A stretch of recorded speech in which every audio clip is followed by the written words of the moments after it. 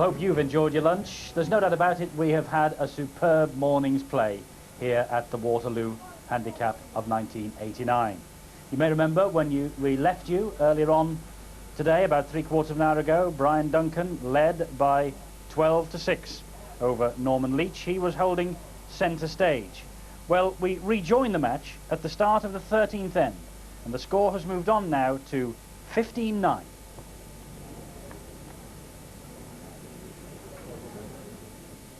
I think he should really shut the length down. As it is, he's come a good 40 yards. Just the sort of length at which Duncan excels.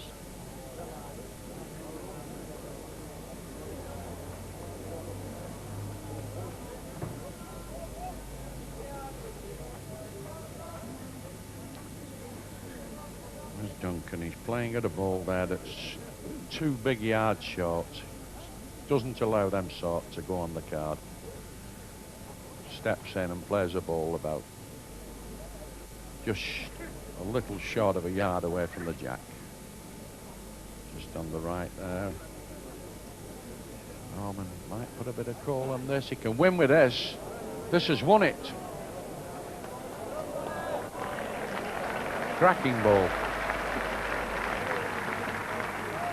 Duncan wants to know if it's level. The information given to him that it's past the jack. He'll now play a reaching bowl, trying to rest that wood out and make 2. And he's close. He's very close. He's done the jack. Great ball that from Duncan. He played it with enough pace to sit the ball out if he hit it, but he took the jack clean, ran through with it and counted the end.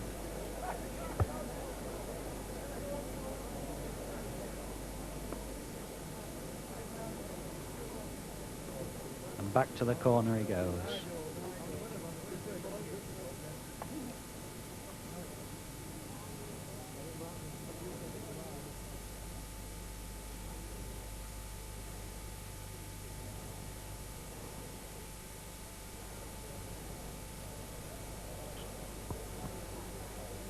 Beautiful road.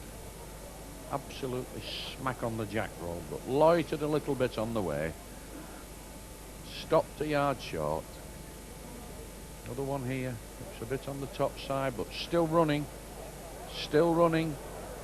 Goes in if it runs on. It's a good ball.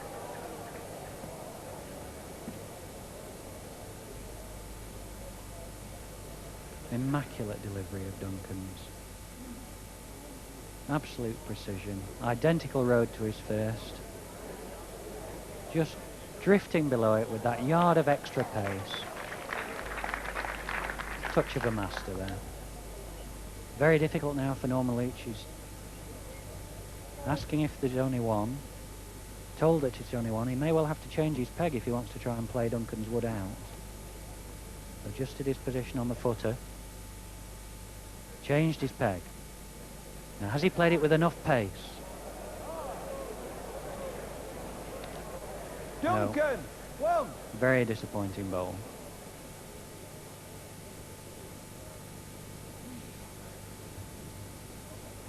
Great difference there, Harry, between the positive way Duncan played at the bowl when Leach was in and the very indifferent effort that Norman Leach made.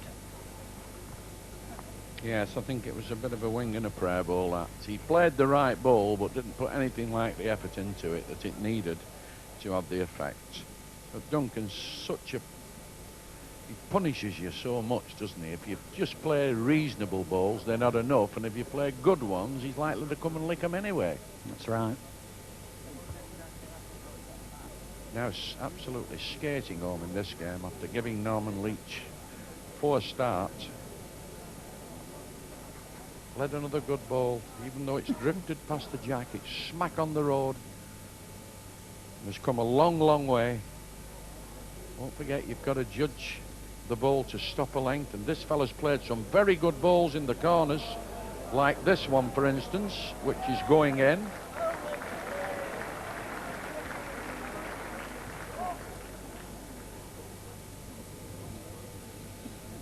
Duncan will certainly try and lick that. It's only about 10 inches off the jack, and he's nearly played a winner.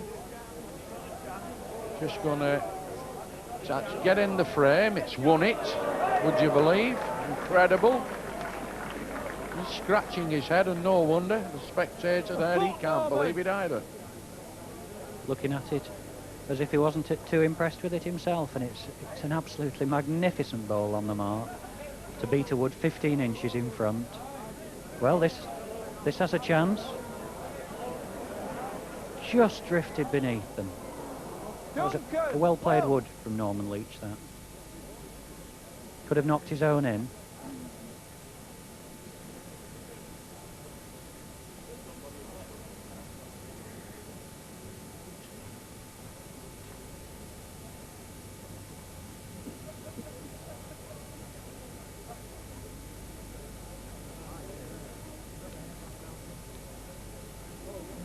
I think, Mike, as soon as Duncan hit the front in this game, without being disrespectful to Norman Leach, he's played absolutely marvellously, Duncan. The pressure has come off him. He's played relaxed balls and absolutely murdered the green. And although Norman Leach is far from disgraced, he's played some marvellous balls in the corners, this man Leach, and never counted them, and never looked like counting them.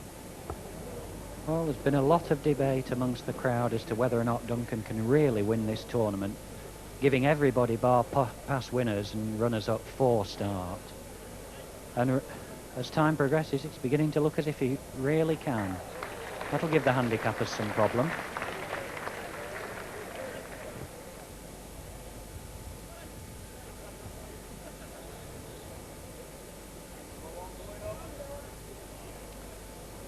How much has he corrected his first bowl here? Absolutely perfect correction. An indifferent lead and a brilliant second bowl. Now Leach has a bowl to play here. He should be playing through to try and take Duncan's wood out or run the jack. And he's close. Just going to drift underneath again. Just rested it behind his own bowl. A good effort. Duncan, one.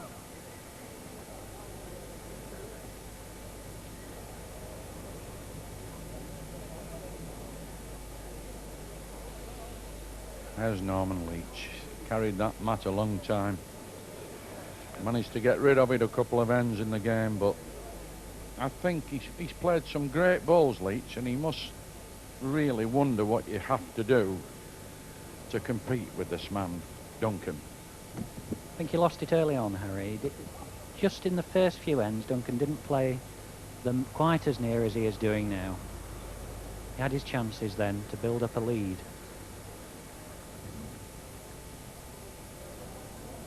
I don't think he'll get another chance now.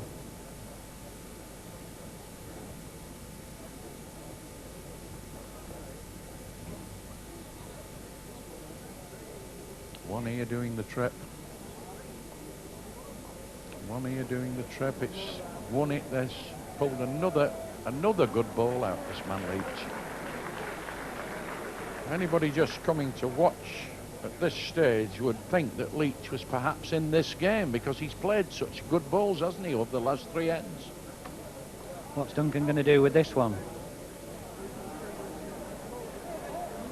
He's rested that out. Both fallen back. Difficult to tell who's in. Duncan's wood nominated as being in.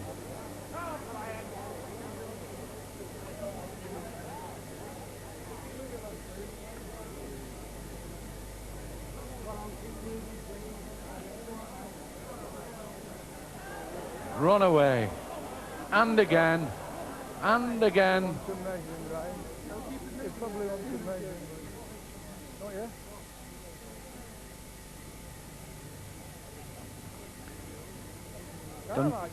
Duncan just discussing with the referee whether or not it's even worth a measure. I think Duncan said that he's certainly in. I don't think Norman Leach will look too long at it. Coming up now. Throws the mat down, doesn't even look. Duncan, one. Content to take Brian Duncan's word for who was in. Well, Duncan now sets another mark back in the corners. Looks for a single to carry him through into the final day's play. Great champion. Back marker off 1. Already won this title 3 times. And the bookies, I think, are a bit frightened to death whether he's going to win it the 4th. They've been a bit extravagant on the odds about him early doors, and he's just hit the jack.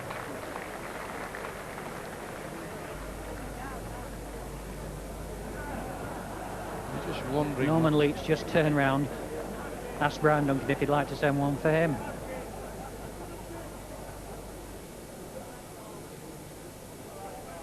Richard Eaton plenty to smile about now. He knows he doesn't have to play again until tomorrow.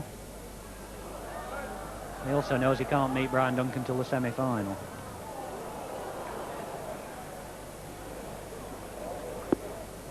That's Norman's ball in the gutter. Perhaps out of the way. A little bit easier for him to pick them up when he's going to come off the green, I think. It's a shame, but he's played some great balls, but can't compete with this man when he's in this mood. This is a clever ball too, Duncan. Even though he's 29 ahead, he's still thinking about the game. No point in playing another one near his other. Well, here's the last ball now from Leach. Got to lick that. Hits this. Chance. Chance. Get the biggest cheer of the day if it wins. Yes, he's got 2. Oh, and then it's got off the green. But he's still left Duncan's game. Oh, how unlucky could you get there? Oh, Norman Leach put up great resistance, but Duncan's played impeccably throughout the whole match, except for a couple of dodgy ends at the beginning. There's the champion through to the last 8. Handshake.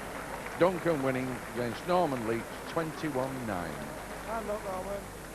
So, Harry Rigby and Mike Leach describing Duncan's remorseless march. That's the lineup then for this afternoon, and come 5 o'clock we'll have the complete quarter-final draw for you. But before the last 4 matches of the round of the last 16, as promised, we have the highlights of the second ladies' semi-final for you. Now, you may remember that about this time yesterday we saw Maureen Bresnan losing to Pat Holt, and today it's Diana Hunt against Dilys Jackson. Here are the details of Diana. She's 50 from the Farmer's Arms Hare and Hounds, and she comes from Swinton. And Dilys, her opponent today, 46 from Burton Road High Ladies, and she comes from Salford. Well, the commentators are Mike Leach and Mary Ashcroft, and we can join the match at the 20th end. And Diana Hunt leads, and she is ahead by 19 to 12. Going for game now. Big psychological difference between 18 and 19. And she's back on the mark where she got most of her points early in the game, when she built up the lead that really she's never looked like losing.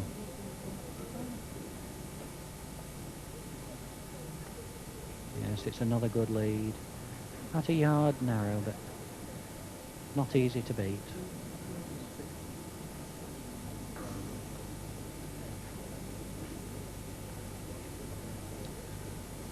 Well, that land looks right. Pegging now. Pegging to the jack. Good ball.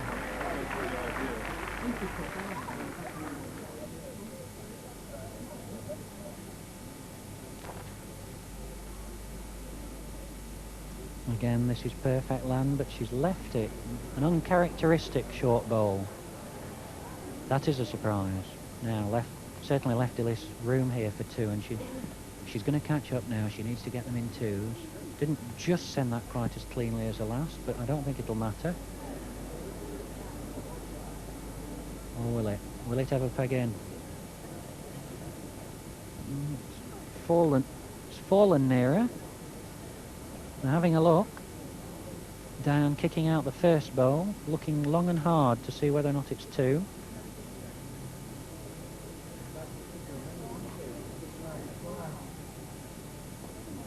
No. Dilys is pointing to Diane, saying she fancies Diane's for second, but she's now asking for measures.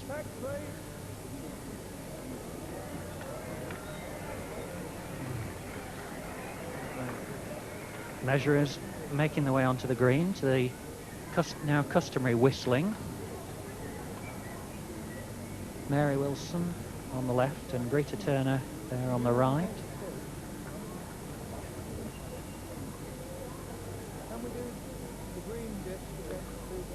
Now, Terry Ashcroft telling them what he requires. He requires Dillis's second bowl. She's already got one. He requires her second bowl to be measured first because it's that one wood against the other two, both Diane Hunt's bowls. If either of Diane's is nearer, then it's only one, and that's it. 13-19 now.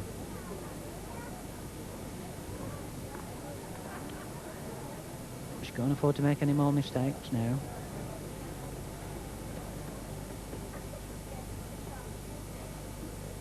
So she's decided now to go across the middle of the green.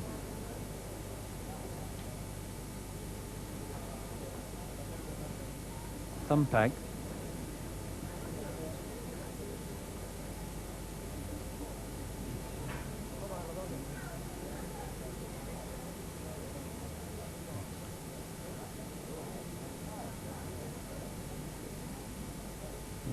Just not quite on the land. Just not led quite as well. Needs good leads now. It's not a bad bowl. The jack's close to the edge, and I think Diane's going to give up short.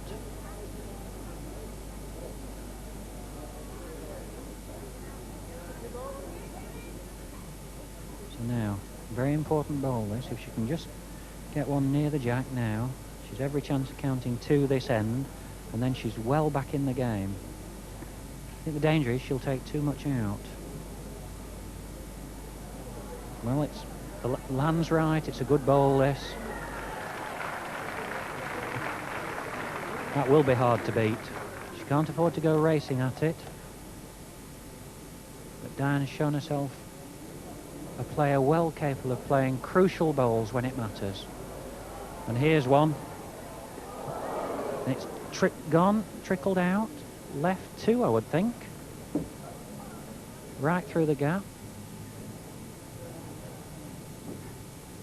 Yes, no hesitation. Two. 15-19. This game certainly not dead. From Dillis's point of view, 5 minutes good bowling now from her, and she's in with a big chance.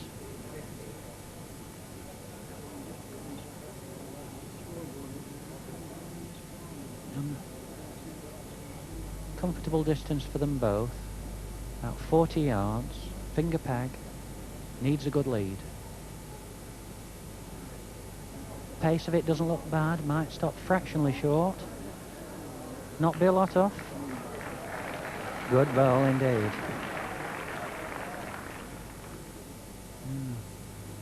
She looked dead and buried a few minutes ago, but now the pressure's off. And now it's Diane who's under pressure. Good line, but pegging round, shows it's short. Not really in the way. Dillis can afford to come up for a second here.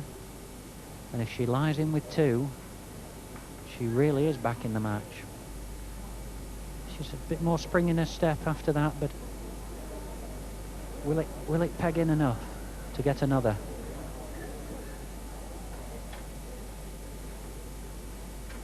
Doubtful. Well, if the wood at the last end was important, this is doubly so. One or two of the crowd saying that it has a chance. Will it reach? Will it reach? What a bowl. What a bowl.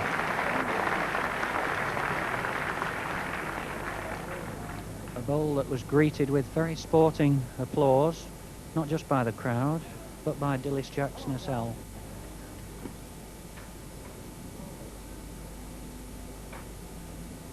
And if there's one wood that looks as if it's won the game for Diane Hunt, that will be it.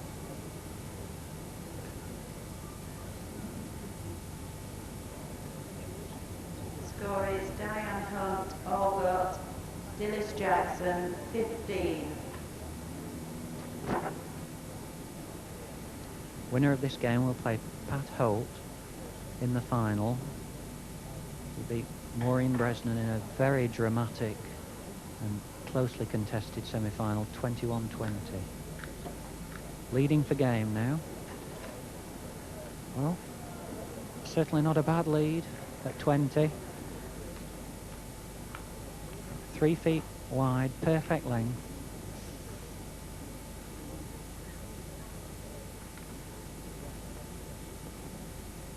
All the pressure now back on Dillis Jackson. And how she responded to it. Just narrowed, but looks to have won it. Certainly looks to have won it at that angle.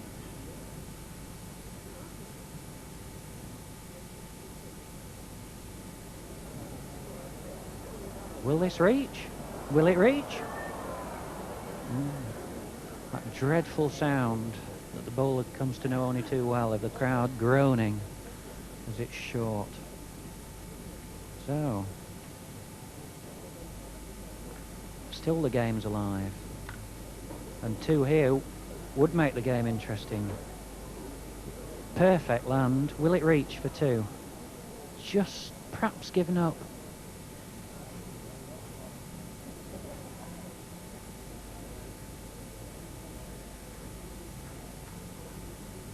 Quick look. Look from the other side. Make sure her eyes weren't deceiving her first time, and they weren't. It is only one. 16-20.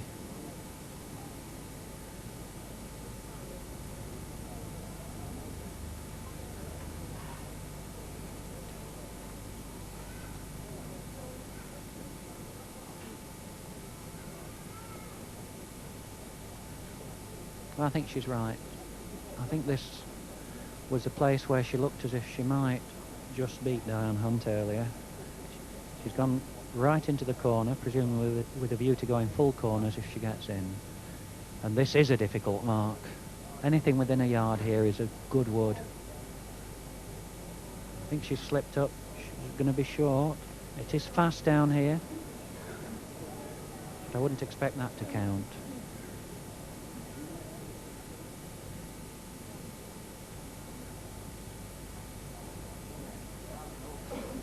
This has certainly reached.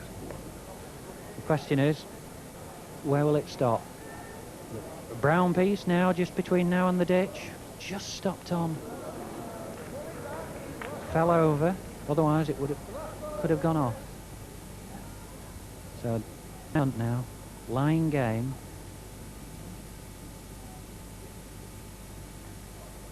Dillis Jackson, everything to do. Well, she's certainly passed her other. Past her other. Will it go out? Gone now, I think. Gone down the fast bit. That's it. It's all over. And Diane Hunt beats Dillis Jackson 21-16 to get to the final of the Greenall-Whitley Ladies Waterloo. So the ladies' final tomorrow then is between Pat Holt and Diana Hunt, and that should be quite a battle. To come then this afternoon, the last 4 matches in the round of the last 16. Jeremy Muff and Kevin Wainwright will kick us off after the news, which is coming up in a moment. The quarter-final lineup already looking quite formidable, and more to come. So lots of excellent bowling to come during the course of the afternoon. Do stay with us. We've got some great entertainment coming up for you. But now we go to the National Newsroom and we join Lisa Davidson.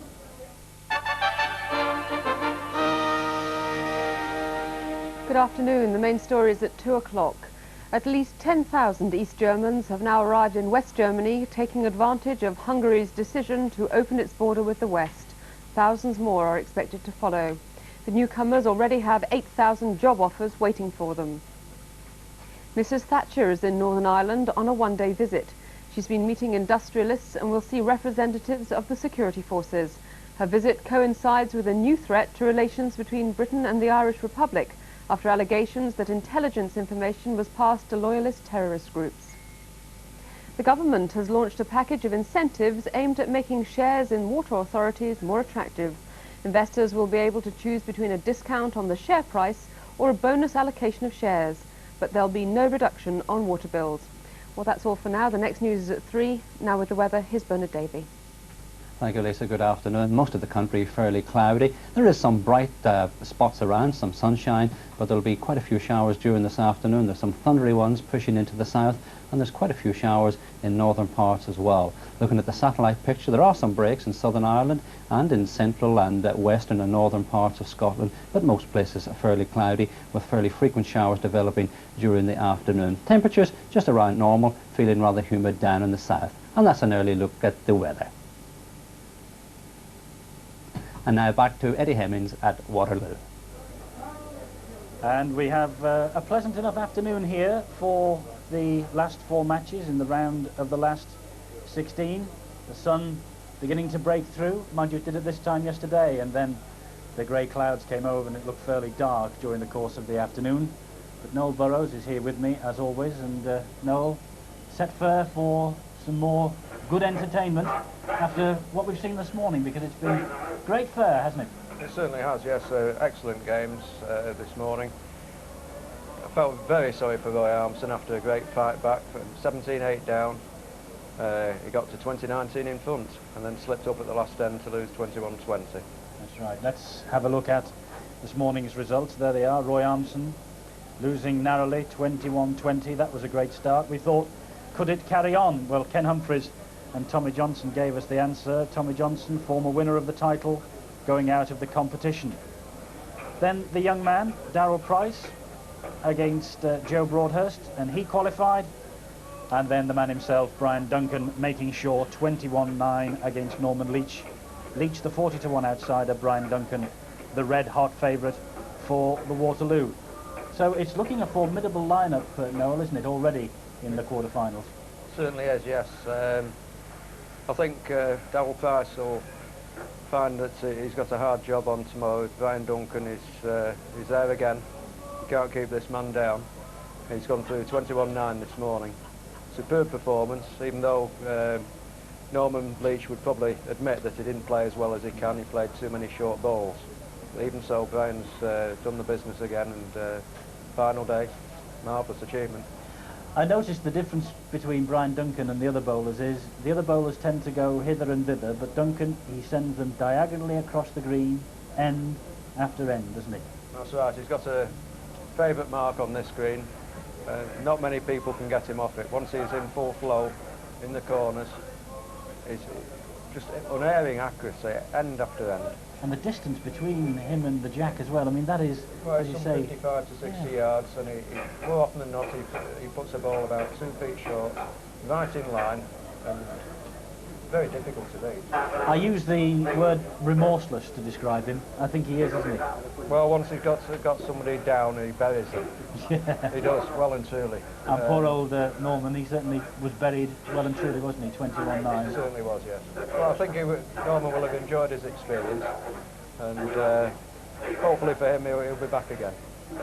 Well, as I say, we've got 4 good matches to come this afternoon. Jeremy Muff and Kevin Wainwright lead us off in a few moments' time, and then Des Mitchell against Ian Rigby.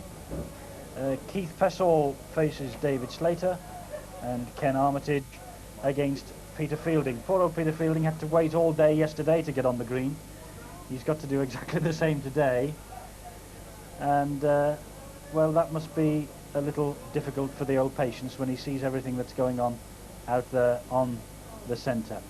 Mike Leach, who has joined us as well. Mike, the winner's going to come from that particular caption there. Brian Duncan looks almost unbeatable. Well, he certainly played a marvellous game there, and obviously the way things have panned out this morning, he'll be an even stronger favourite with the bookies. He was 4-1 before start of play today. You think he'd come down in the betting even more? Yes, I think he's now 5-2 to win the tournament, even though he's giving everybody 4 start now. There's Kevin Wainwright, who is the man who is coming on to the green next against Jeremy Muff. There's Jeremy Muff. 1 or 2 practices before the start of the match, and Jeremy Muff just talking to the official there. They produced some good bowls, these two, yesterday. Muff 21-20 against Frank Rathall, and Kevin Wainwright qualifying against John Hall. Where's your money going to rest on this one, Mike? Well, having tipped Jeremy Muff to win yesterday, I'm going to stay with him, because I think the game he played will have done him a lot of good. To get through a hard-fought game like that gives you a lot of confidence for the rest of the tournament. There's the lineup for the afternoon then, and Jeremy Muff against Kevin Wainwright is the one that will start us off. Jeremy Muff then, let's have a look at his details. There he is, he's a 31-year-old from Sandbach in Cheshire, and he plays for the Brighouse Club, just through, you see there, against Frank Rathall in the last round, 21-20. Kevin Wainwright, 37-year-old from the King and Queen Club in Warrington, and John Hall, the man who went out to Kevin yesterday, 21-13. So let's go out to the green and let's see the toss. There it is, and our commentators waiting for us in the box will be I Rigby and Noel Burrows.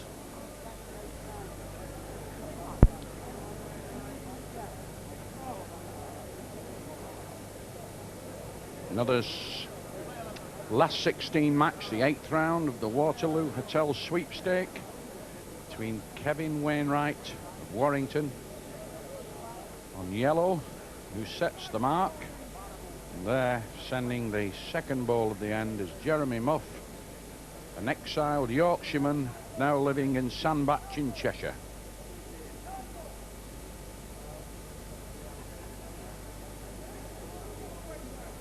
His opponent in yellow is Kevin Wainwright, player from Warrington, well known on the handicap circuit. Every prospect of being a really keen match, this.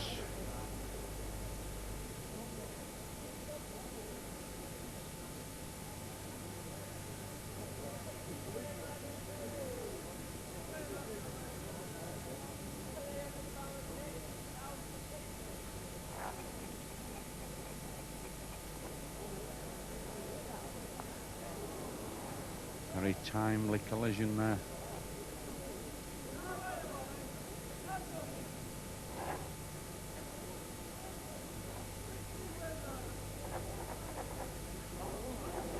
Jeremy Muff not happy, had another loop round, wants the string.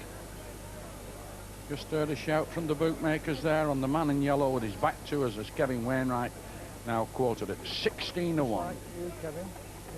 That, of course, is to win the handicap outright. Here's the measurement.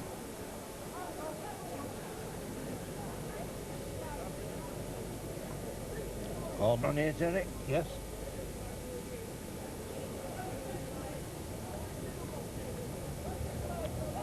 Second ball measured. Wainwright, 2.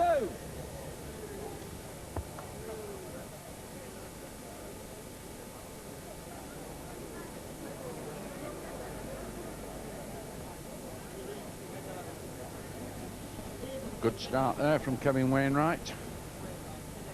Can't beat having a nice little touch with the jack and counting the maximum at the first end. And now back across the middle of the green. Good lead. Very good lead. That's the jack there, hiding just behind the ball.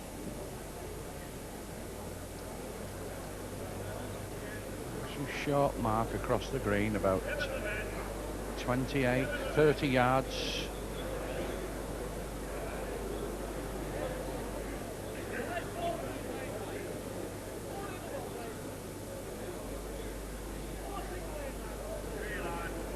Played another. Played 2 good balls. He shunted the jack away a little bit, but he's still counting a double. Jeremy Muff might well throw one at these. Got no other option, I don't think, Harry. Yes. If he hits one, he should hit them both. Right, Jeremy. Yeah, he couldn't keep out of the way. Signals as a piece of Yorkshire coal on its way. And a fire here. Yeah. Missed him. Missed. Wainwright, 2.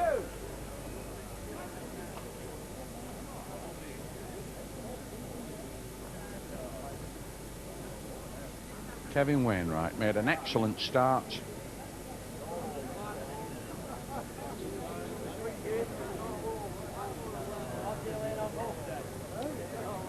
Interesting fact, Harry, that a lot of people that have won this Waterloo tournament have won it on the sort of very short marks that Kevin Wainwright is setting.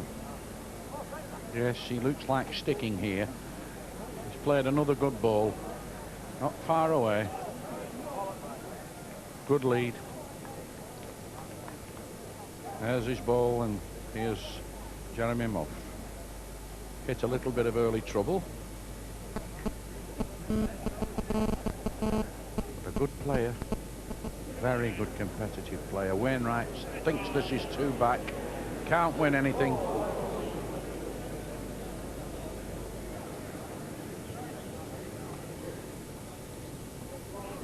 Pinches another couple here. He could have made an absolute dream start, but it's gone through a bit. Actually made sure there that Jeremy Muff won't be firing this time.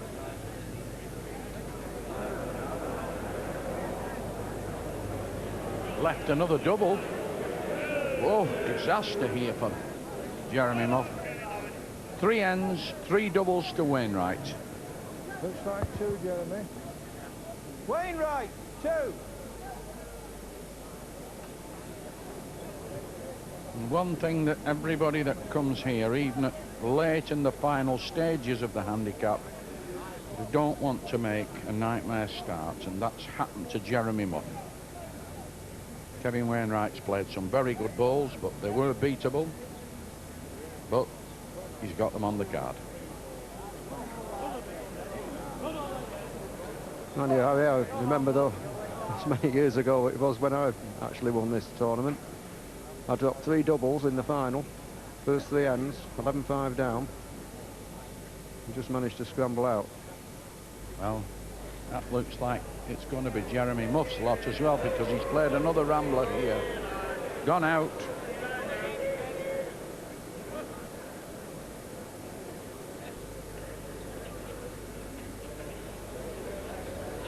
Another one here, Wainwright. Got a length now. All the confidence in the world. It's just jutting out slightly there. There's a chance for Jeremy Muff to rest that ball. Or even take the jack to make 2 shots.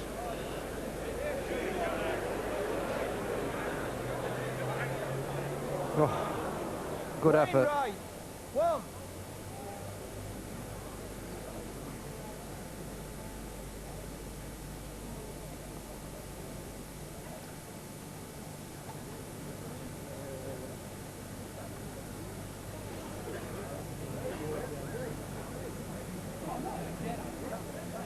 Wainwright. He's reached the quarterfinals here in 1980.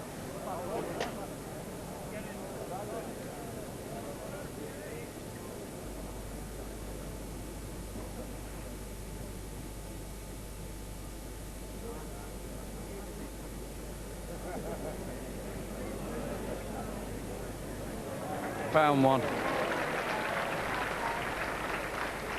Just broke the run now. Wainwright got to get in again here. Give it some sort of a chance. Oh, unlucky.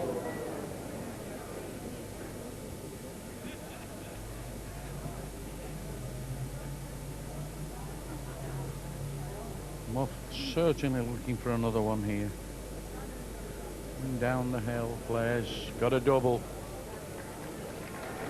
Muff, 2.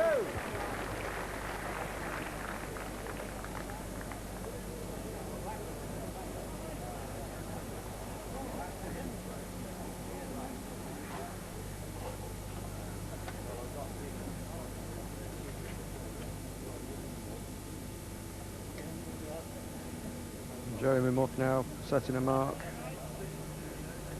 Right into the corner. Very fast running part of the green. Anything going past the jack could easily end up in the ditch.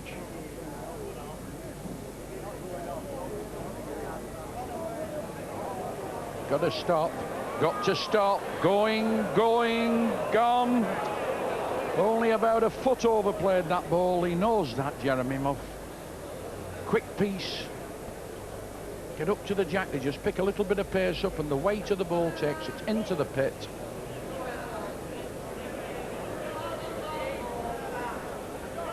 And Kevin's making sure the same thing doesn't happen to him. Way short, but it's counting.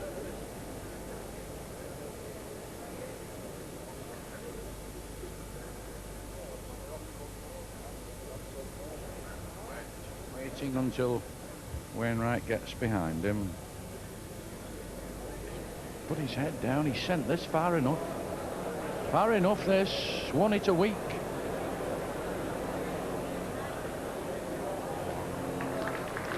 Good ball. I think Kevin Wainwright might have a smack at this.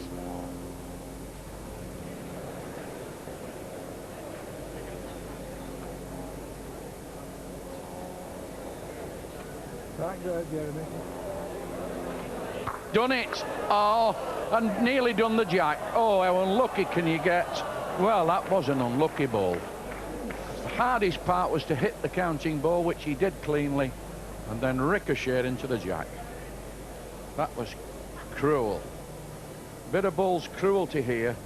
Wainwright striking to take out the ball on the right, which he cracks clean. Then disaster runs on, tucks the jack, which idles its way down the hill, just wobbling. 2 or 3 turns, now it's gone. Unlucky Wainwright.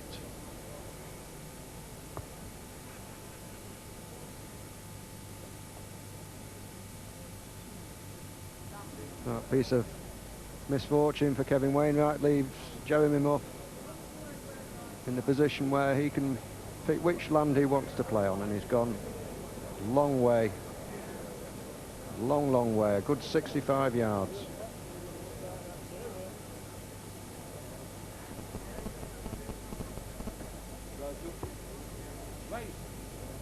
Coming down the hill. Lovely shot here of the ball coming down to the jack. Stops anywhere this, it's going to be a good ball. Plenty of applause for that. Looks about 2 foot away on the screen, but actually it's come a long way. Thank you. Some sort of a chance this. Just a little bit on the top side. Cocking away now to the left.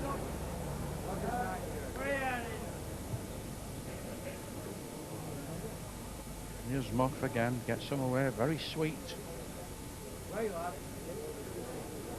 Somebody's asking this ball to stop. I don't think it's very much over. Only one. Your level.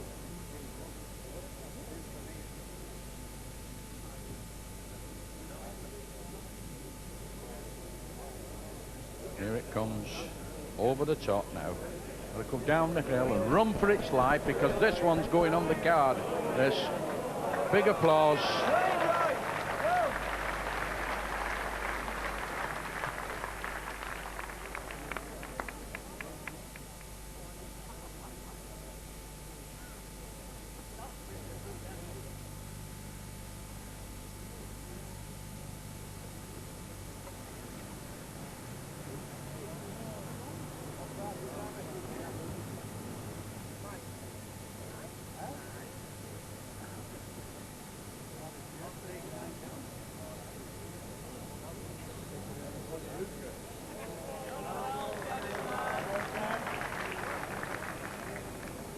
Kevin Wainwright again on a very short mark. Plays a superb ball just behind the jack.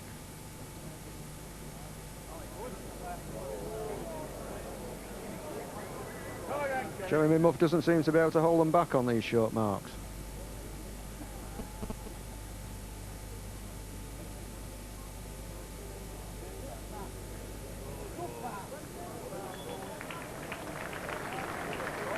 No, I think it's a cannon job again here.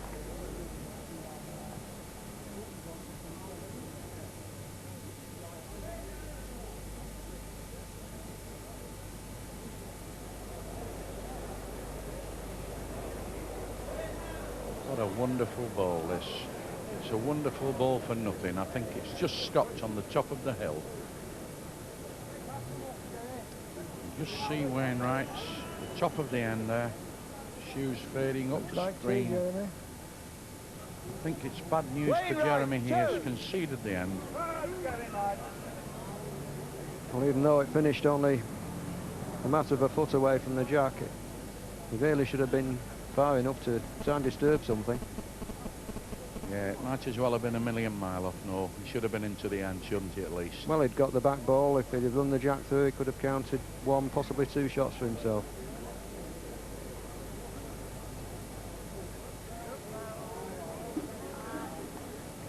When you're down there, you've got to do what you think's right at the time.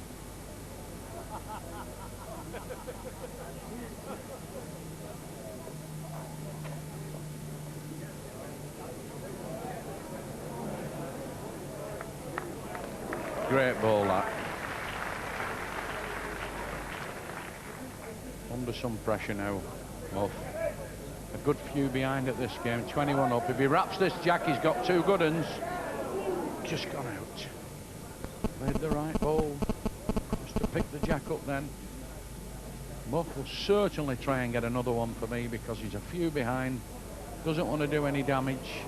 Still running. Muff! Well! Won't get here.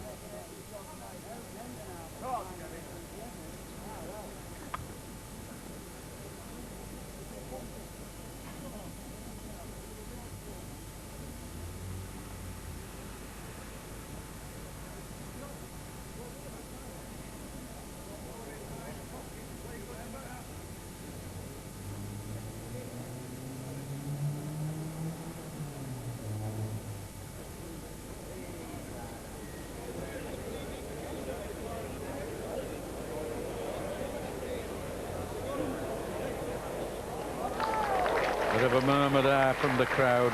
All the way along the track, the crowd were just humming with admiration because they could see that was a good ball en route.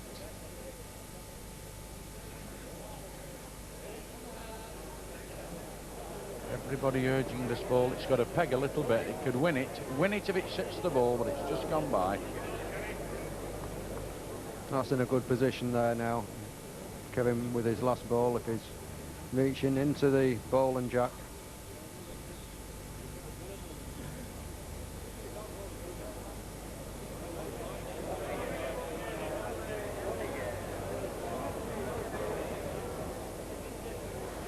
Jeremy trying to put one in the way there to cover it, but I think Kevin's got a clear sight of this.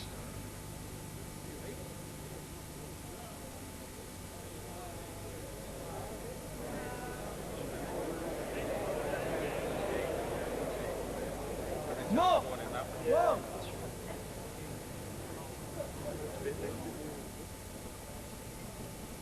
Jeremy Muff trying to break Kevin Wainwright's length by going on these long marks, corner to corner.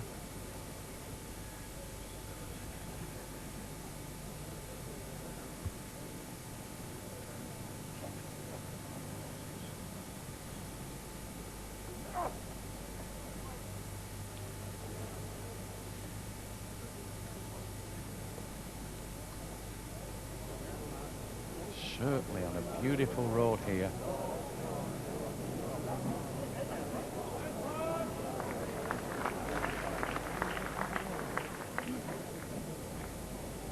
I don't know whether Jeremy Muff's got permission off Duncan to plan this territory out. It's Brian's allotment, this. What? It's gone. It's gone. It's just waggled its way out there. Good ball from Wainwright, but he wanted the jack full. Muff.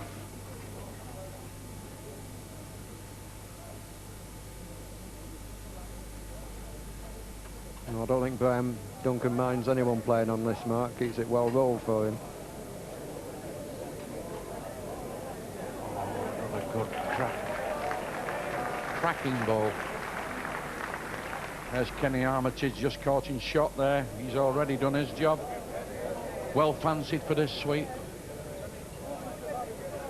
Very keen on this game because Wainwright is one of his teammates. One to Muff, and there's Wainwright on his way to the end with the patch, or the mat, or the footer, or one or two other names it gets called because they get fed up with carrying it. The end is not clear until the mat is supposed to be placed a metre or less from the jack, and the player of course concedes the end and the amount of balls counted, 1 or 2.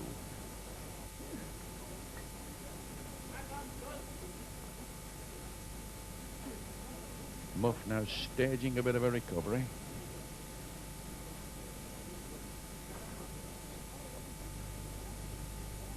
Muff now got a bit of a length here, and all he's swinging him out nice and sweet. That's right, he's trying to, again, to break Kevin Wainwright's length. He's not sent the jack quite as far this time. Good tactics. There's Kenny Armitage there, next to the fellow with the cigarette, just on the left of him. We'll get watching the state of the parties here because Kevin Wainwright is one of his club mates, Warrington.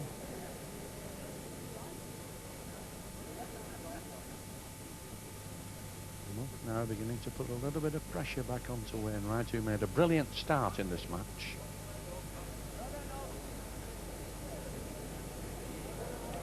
Not a lot wrong with this. This is a what they call a real ball. Smack in the road. That's a foot in front, Kevin, that. Foot and 2 foot behind.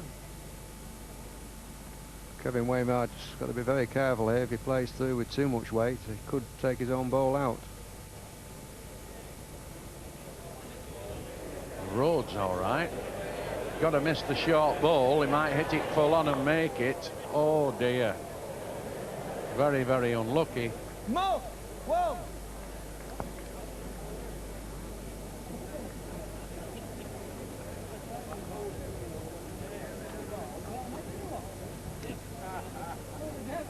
A little bit unlucky, I think, Wainwright there. No. If he'd have got a clear passage past that ball, he may have won.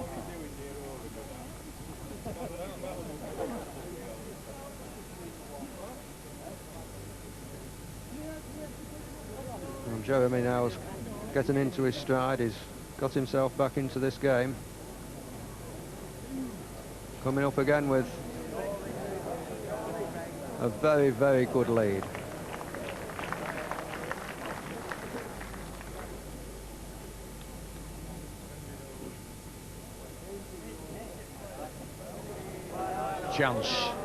Chance, got to stop, hits the jack and knocks it maybe to Muff, and he's done that. Oh, really good ball there from Wainwright, but it's collided with the jack. First ball up. And gently eased it onto the green spot ball there that belongs to Jeremy Muff.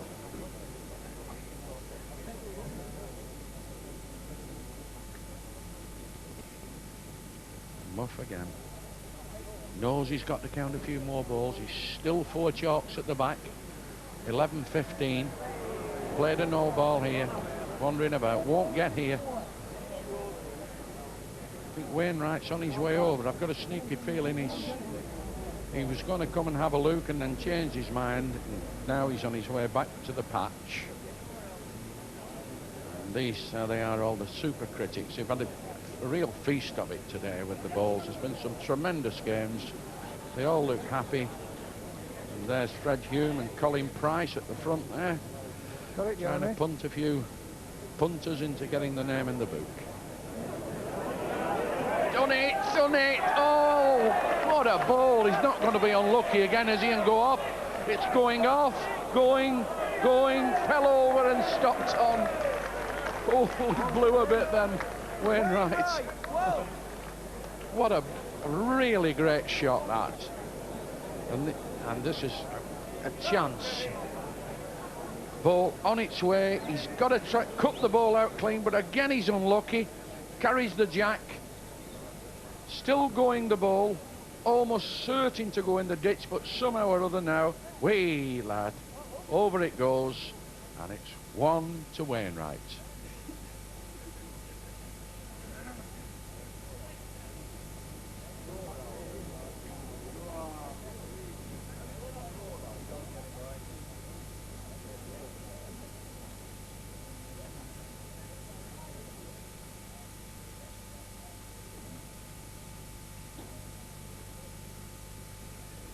Muff played the second ball of the end, coming up. Certainly wants to stop. Misses the jack, he'll nearly go out. Goes down the hill a bit, but it's got the applause. Just won it. Some more interested parties there. Oh, and he stops. Yes. Certainly played a lot of good balls, Kevin Wainwright, in this game. Yeah, he's got to hit it, hasn't he? It's given Jeremy Muff though a chance here, taking the jack through for two. Not a mile away. What's he done? I'd done his own. Could be a disaster here for Muff.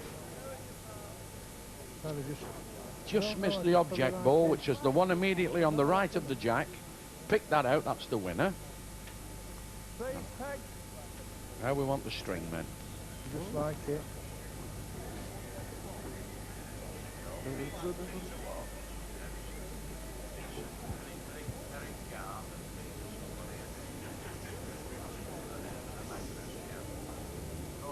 On here. Okay.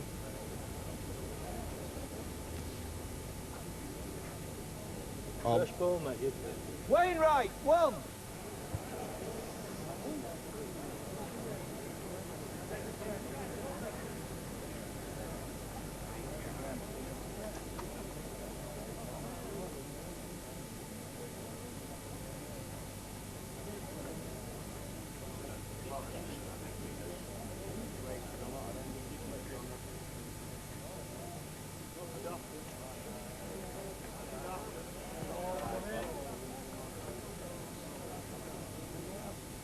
Nice and handy that.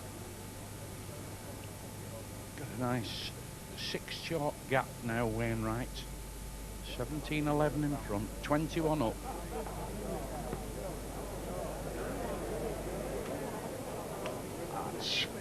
Could well have won it, that. Looks a long way off, but it's got a bit of a chance. And the surveyor's on his way. A good judge, but on inaction right away there. Terry Ashcroft. The ball on the left is the counting ball.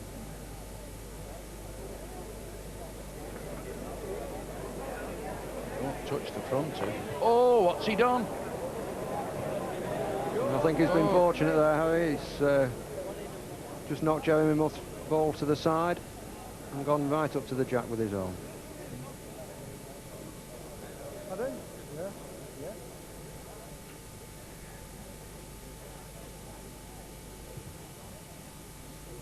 Played at it with a bit of pace. Wants it out. Done the jack. Only made it worse. Wainwright, one.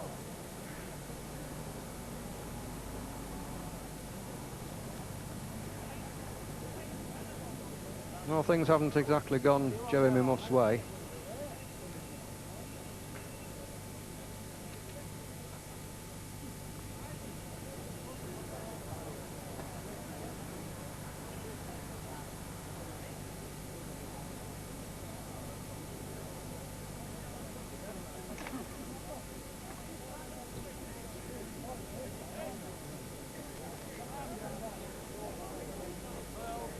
Played this piece well, Wainwright.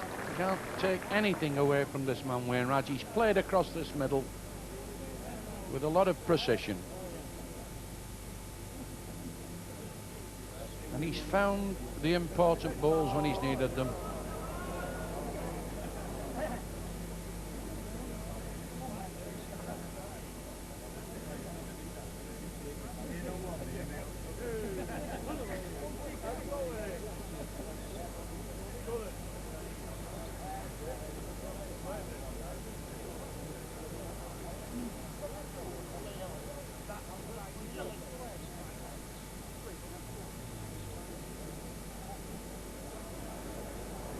Nearly go out of this, Kev. Gone. It's gone. One, I think. I'd have just saved one, but Wainwright, one.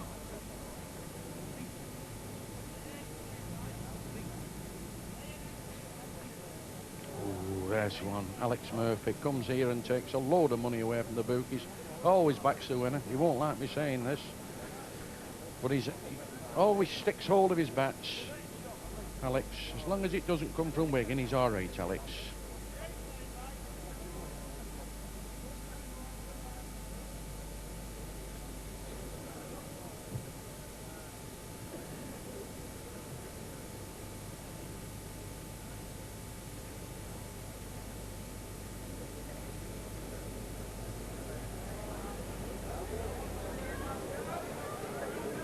Got to stop, it's still going. Just won it, I think. Just stopped in that, Kevin.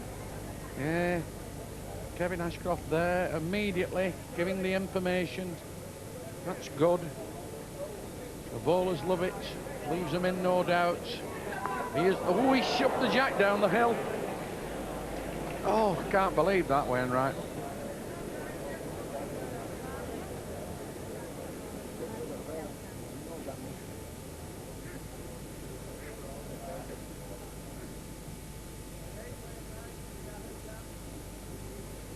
Got to be far enough. It's doing the trick, this. Gone out.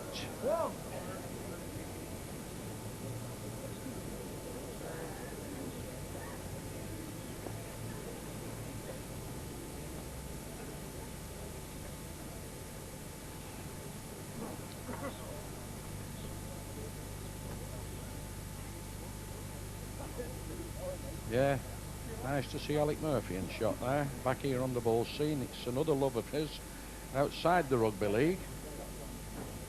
He's usually fortunate enough to pick the winner.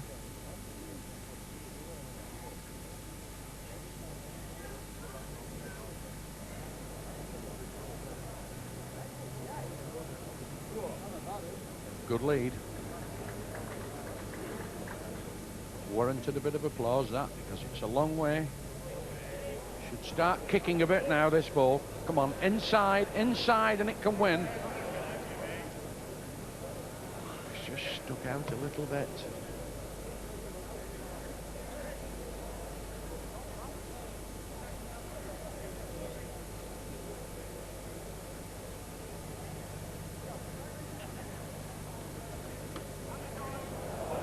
Can't reach. Lame duck job this, it's limping already. No chance. Like this, Kevin. Kevin Ashcroft there thinks that Muff is still in. Give this a chance. Give this a chance, me. And get the pencil ready for this one, because this definitely goes on the card.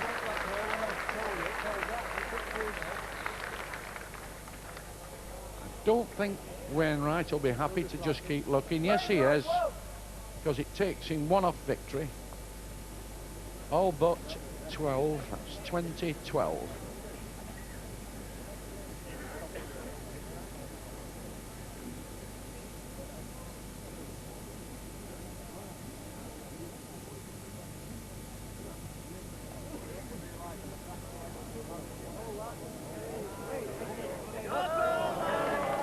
Excellent lead, that.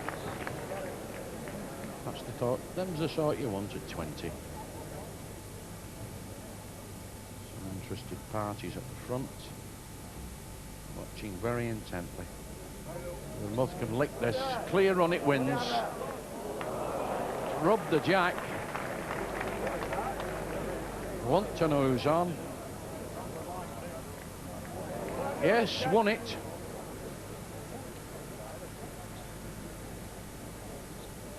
Be far enough. Touches his own ball, he'll make it. Just gone. Jeremy Muff can't touch these balls.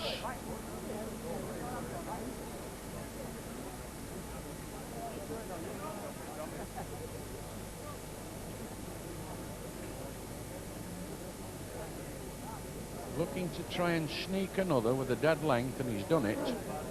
Very good ball.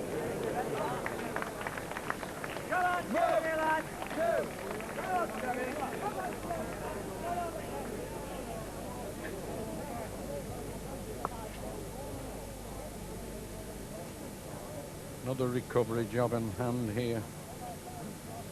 Wainwright looking for the single to take him through, and Muff now. No margin for error left. Got to make a 7 break to get out.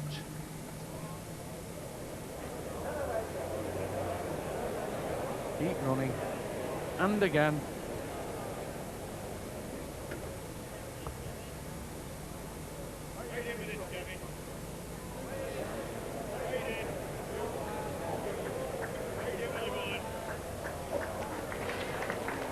Lies up with that.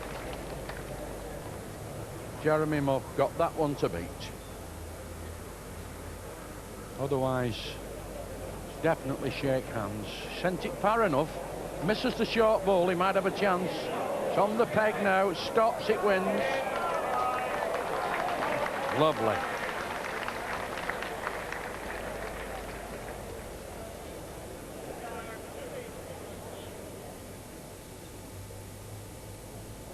Had a go at this. He's had a go at it, he takes it out, it's all over. Ooh, went through the gap.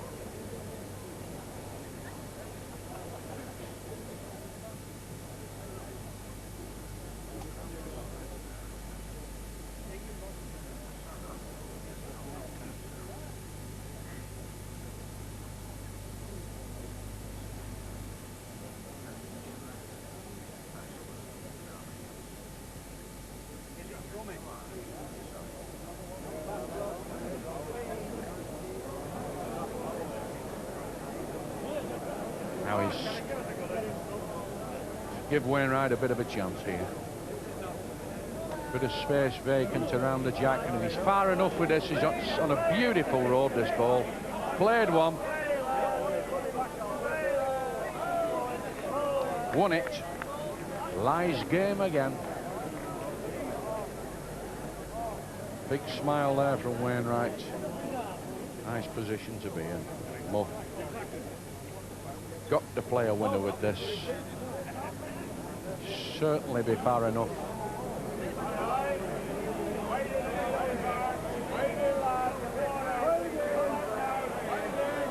Weighed in all over.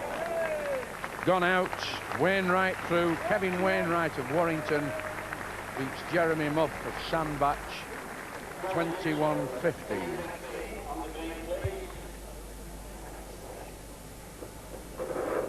So Kevin Wainwright through to the quarter-finals, and that equals his best performance in this tournament. He was a quarter-finalist back in 1980.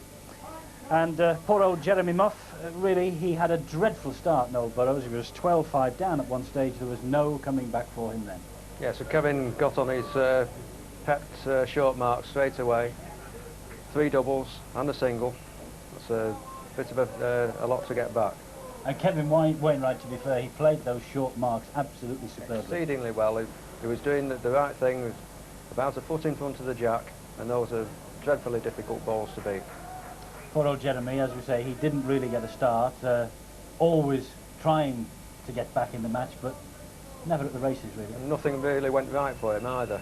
It's always the case, if you're behind, the little rubs go against you, you hit wrong, and well, it's just a complete disaster. You wish you'd never turned up sometimes. Well, let's have a look at the last wood of the 12th end. Jeremy staging a bit of a fight back here, and Kevin getting himself back here. Through at the ball and jack. Jeremy Muff catches the jack, and he must have thought his ball was going to drift off the green, and it just about stopped. It just fell over. If it hadn't have fallen over, I think it would have just trickled off the green. And he counted the end. Jeremy Muff had been staging a fight back at that stage, at 11:15, and that just killed him off. And he had that little touch of luck there that obviously set him off and away for the closing. Well, fortune favours the brave. He played the right ball, and it went for him. Here is the brave, Kevin Wainwright. Good winner. Well done, Kevin. Congratulations. Thank you. Had a great start, didn't you? Yes, I hit a length straight away. I decided not to go any great distance and try and put something about and put Jeremy under a little bit of pressure. And fortunately it worked out for me. 9 years ago you were at this stage. Yes, I was, and Vernon Lee beat me. I thought I played quite well that day, but it's like Noel's just said, fortune favours the brave, and he played brave that day and went on to win it. Tell you what, people think, you know, that this is an old man's game, but just look at the perspiration on the forehead there. There's nothing genteel about this sport at the Waterloo, is there? No, it was a hard game. You put everything into it, especially when you get this far into a competition, especially this being the biggest competition in the bowling calendar. Yes, I put everything into it, and fortunately it's come off today. It has. It came off for you yesterday as well. Yes. You must be feeling good now. Well, I think I'm playing well at the moment. I've changed my bowls this year, and I have a lot of confidence in them, and I think that's half the battle. Well, you're the 5th through to the quarter-final. Brian Duncan's there. His name keeps cropping up in every interview we do. Certainly does. Is he the man to beat? He is. He is the best in the game. Fortunately, he's handicapped, so if somebody gets off to a good start against Brian, then perhaps it'll be a little bit different and Brian will be under a little bit of pressure. But he's got off well. He's started well in each of his games, and he's still there. He is. The fortunate thing about it from your point of view, I think you're in the other half of the draw, aren't you? Yes, fortunately. So you'll have him in the final, will you? Well, hopefully.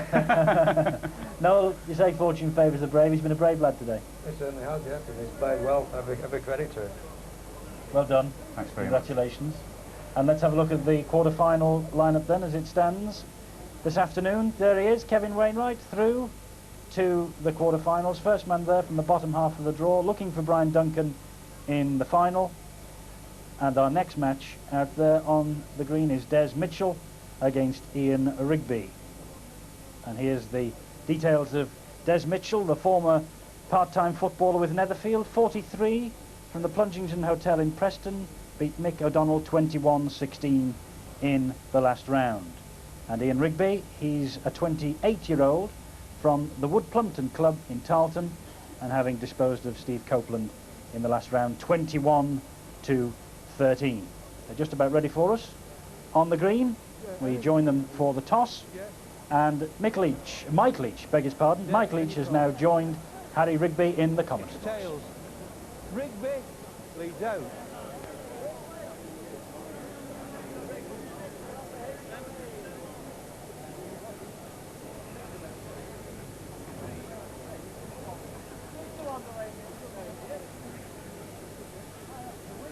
Start of another last 16 game. There's the man to start the game in progress, Ian Rigby from Tarleton.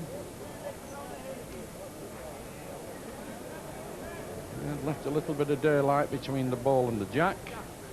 And there's his opponent, Des Mitchell from Preston.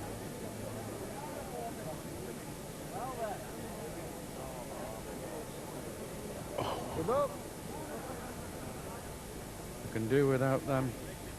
But Mitchell doesn't want too many of them in the game.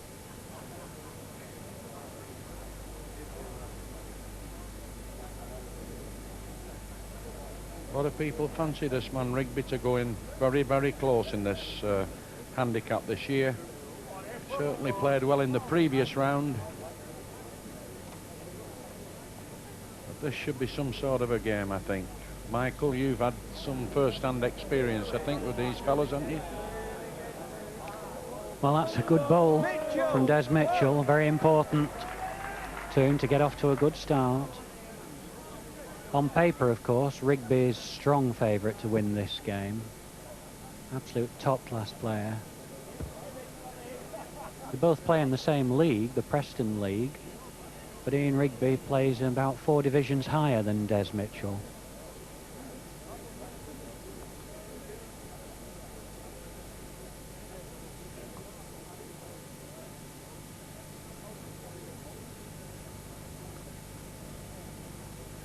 Mitchell now cutting a mark right across the middle of the green.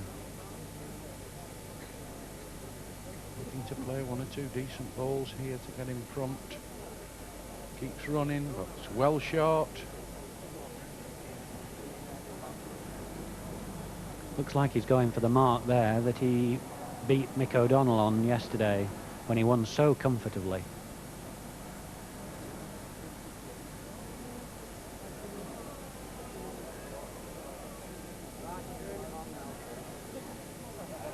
Just crept in that. Still a yard off the jack. Mitchell's got to pass his own ball to count. A long way. This is a chance. Chance this. Stops a length, it wins. Won it.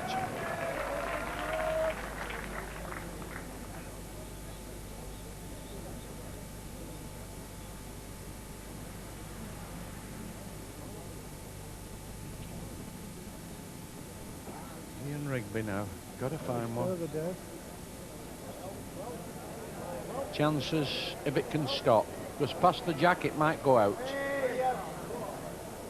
Still going, but it's wobbled about. Has it gone?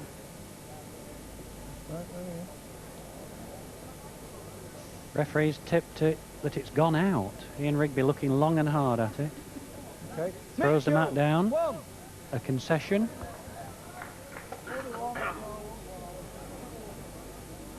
Margin of error there. Negligible, really. Difference between a good bowl and a bowl that just trickled out was a matter of an inch of running. And as expected, Des Mitchell gone straight across the crown. Mark where he played so well.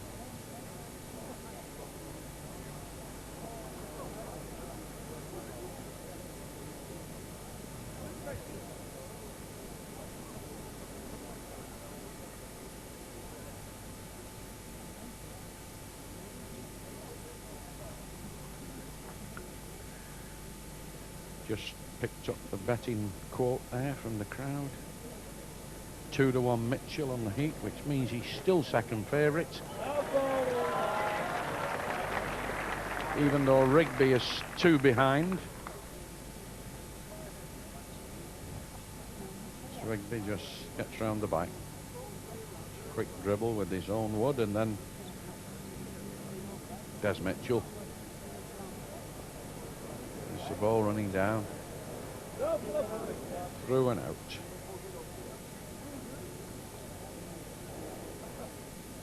Last ball of this end from Ian Rigby.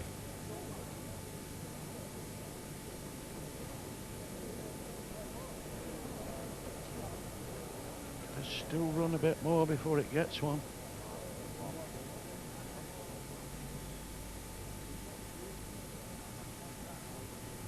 Chance here. Looks like it. I think we might get the stringmen on here. Eric Garth and Peter Lawrenson will be along shortly. Just looks like Ian's to me. Just looks Terry like Ashcroft is definitely leaning towards Don't know. an Ian Rigby double here. Though generally speaking, players always reckon that the length bowl usually measures better than a short bowl. I'm on here today.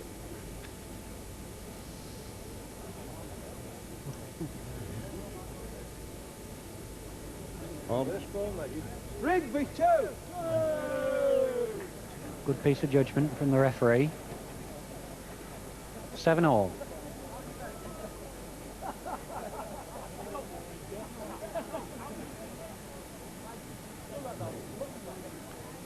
Rigby going back. Changed the peg, but he's going back on similar land to that which Mitchell would have played had he got in.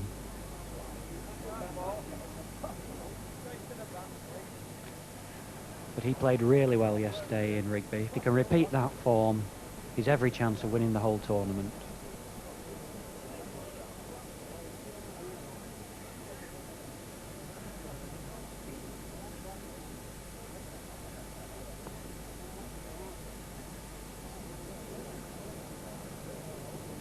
Well, the land's good.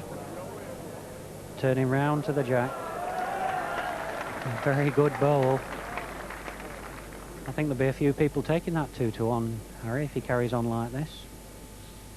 Yes, it'd be pretty high odds on one heat, because he's not done anything to suggest he's going to go away quietly, this fella, Mitchell. No, he certainly hasn't.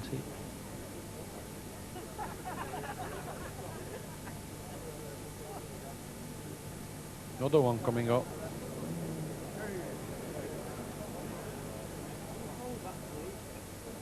Who are you? Double for me. Mitchell, 2.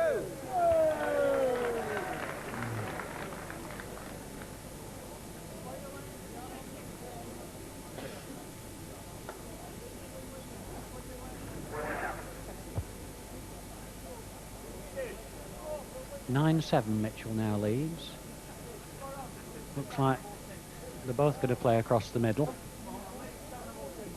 At some stage, one of them is going to have to make a decision to change the mark, and it will be the one who's losing at the time, I think.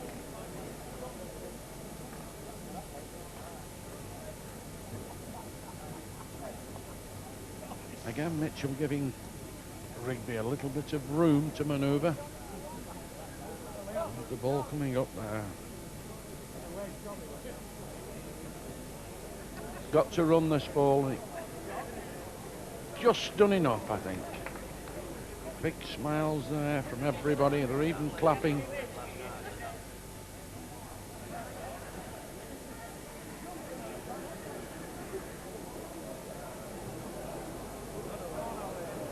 Oh, this is short. You're 2 foot short. First sign of nerves there, I think. That really wasn't a good ball.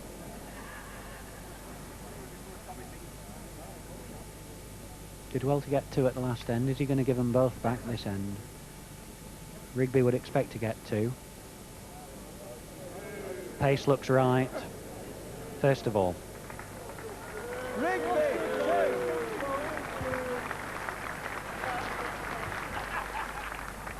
9-all. Because we usually start a session of bowls with a 21-20 result. So, could this be yet another one?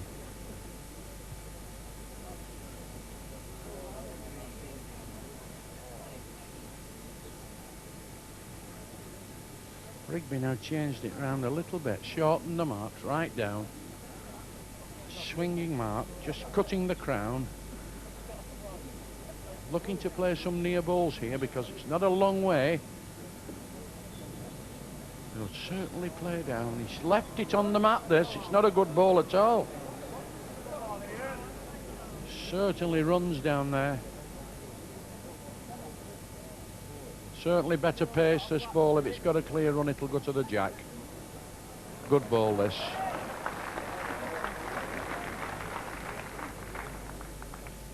Good ball there from Mitchell.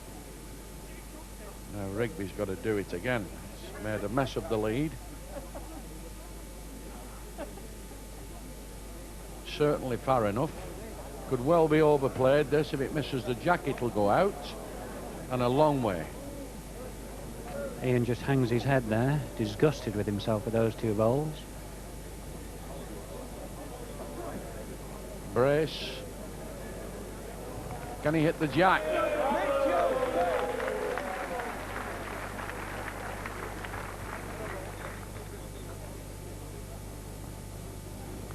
So Des Mitchell ahead by 11-9, and the 6th man to the quarter-final will be one of these 2. Don't worry, we will be right back after the latest national news for the climax of this match, but now down to London for the latest international news, Lisa Davidson.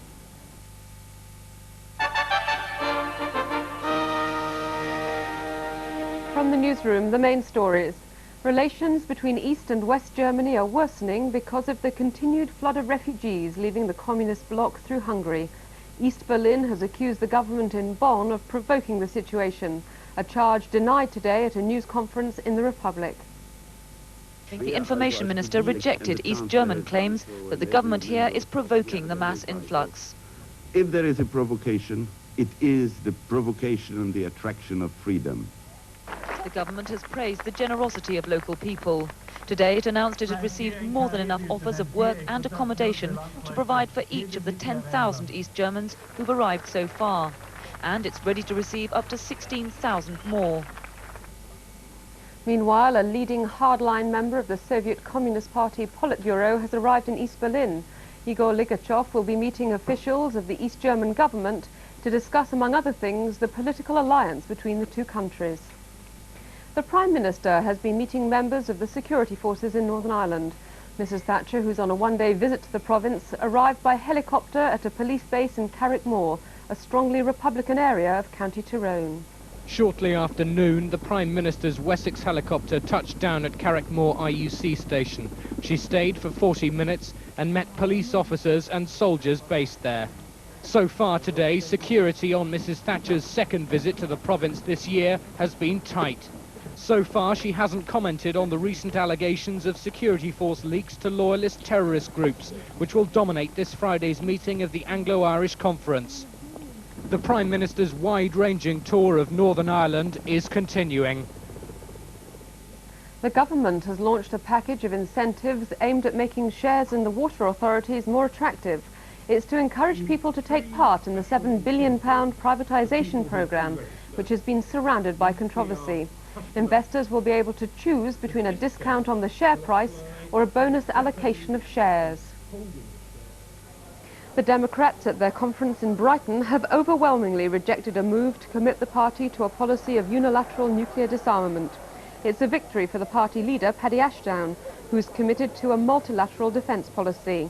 But in a setback for Mr. Ashdown, delegates later voted to remove a commitment to NATO from the party constitution. The Duchess of York is expecting her second baby in March. The Queen and Prince Philip are said to be delighted.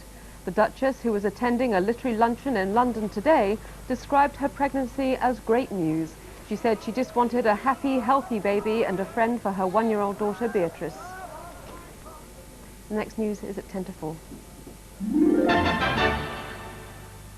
Good afternoon to you. The weather pattern over the British Isles shows very few isobarsts, though the wind's fairly light. In fact, we have a call over us, and in a call you can have anything. You can have brightness, sunshine, mist, fog, rain, showers, you name it, and probably that's just what we're actually having today. The latest radar picture shows quite a few showers pushing into southern counties, and there's quite a few over northern parts of England, some clipping northern Wales as well. So for the rest of today, it's quite a mixture. There will be some brightness, some sunshine around, but some heavy showers too.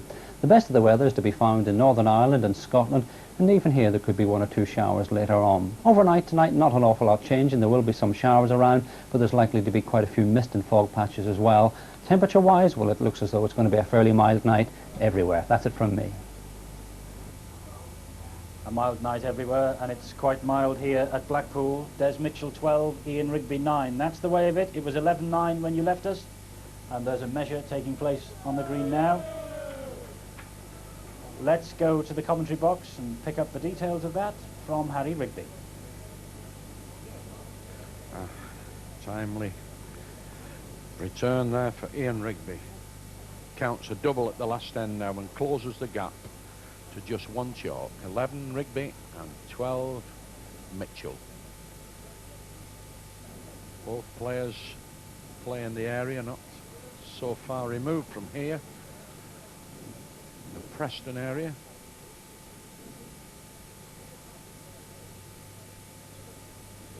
Game nicely poised at the halfway stage. 21 up this game.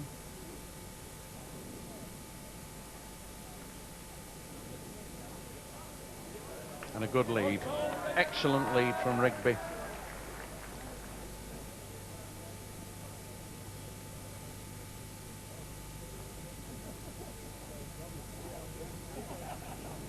Try and lick it. Certainly on a nice road, this. Right, just on the peg too soon. Turning away now. Ian Rigby.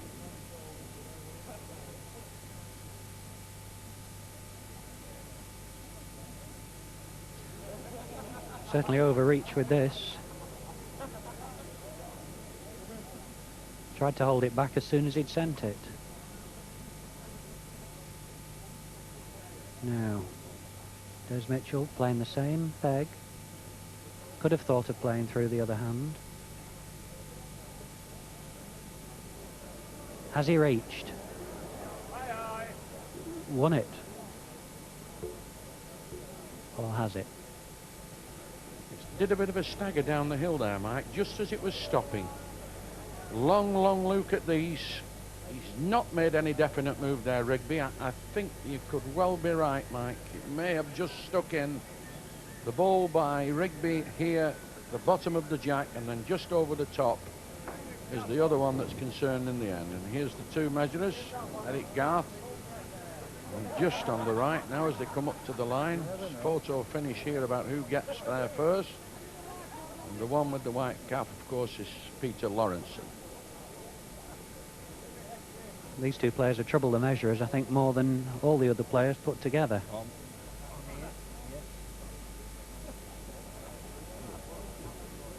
Measured Mitchell's wood first, now on to Rigby's, and just short, Mitchell won.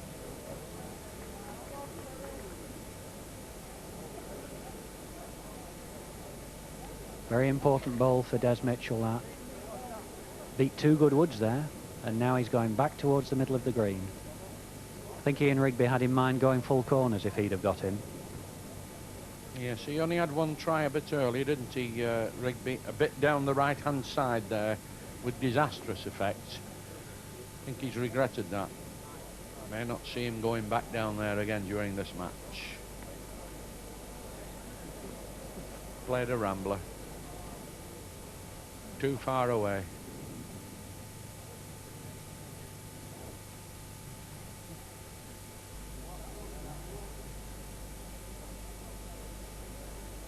Go in the frame, this if it misses the short ball. Can't lose.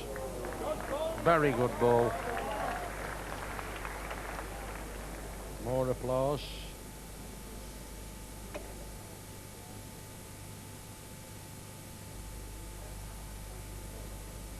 Run away.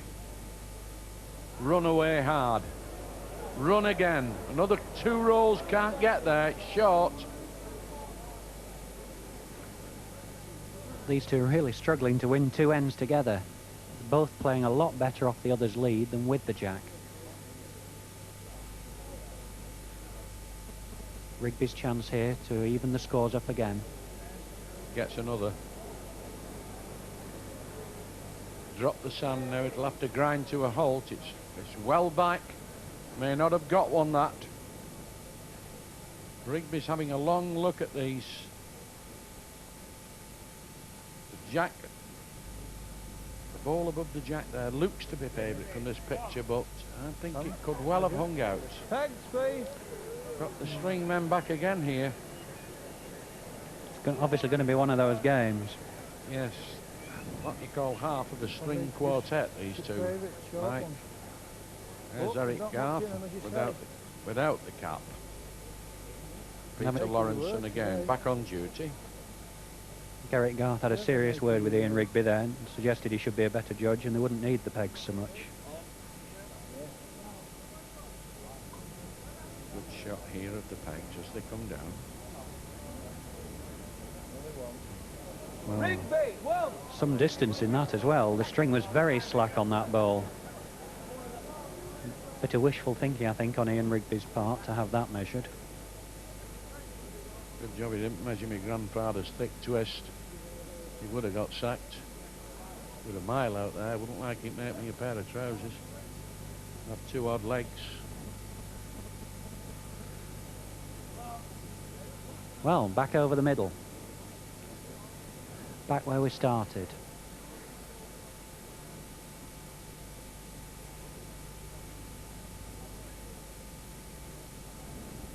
You're just looking to try and find a bit of a patch where he can play some balls that are roundabout, and again he's just missed the mark. Certainly doesn't look as comfortable as he did yesterday when he could hardly do any wrong. They're both struggling now off their own jack. Didn't do it any harm, that. A nice little jive, just straightened it up. It was already pegging round the corner, but it just got a nice glide off Rigby's ball.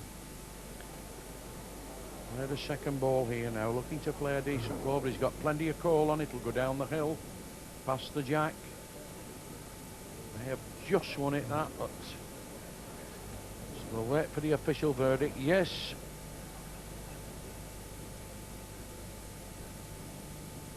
There's the ball on the right at the bottom. Been nominated as the counting ball. Well, his land's certainly better. But will it stop in time? On it a week. Yep.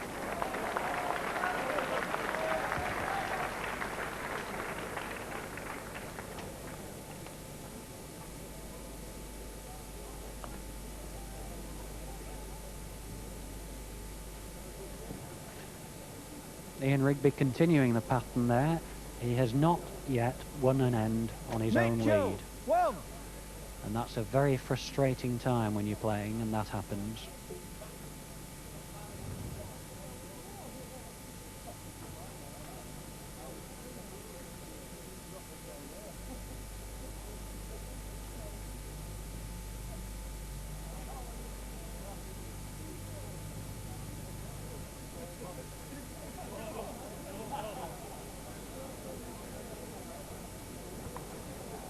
Good ball on its way.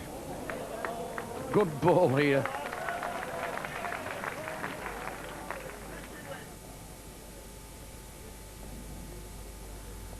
Interesting shout from one of the bookmakers there. Rigby wins.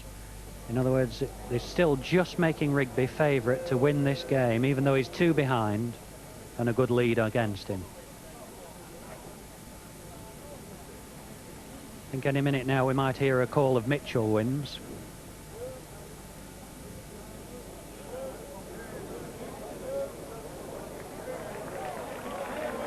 Another one. Oh, absolutely hooking ball.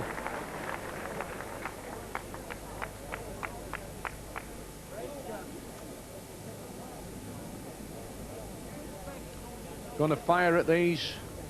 Here it comes, 100 mile an hour. Bit of a chance. Done what? Done one. Whoops. Half a loaf, better than none. Could have done with missing that. He might have hit the jack full.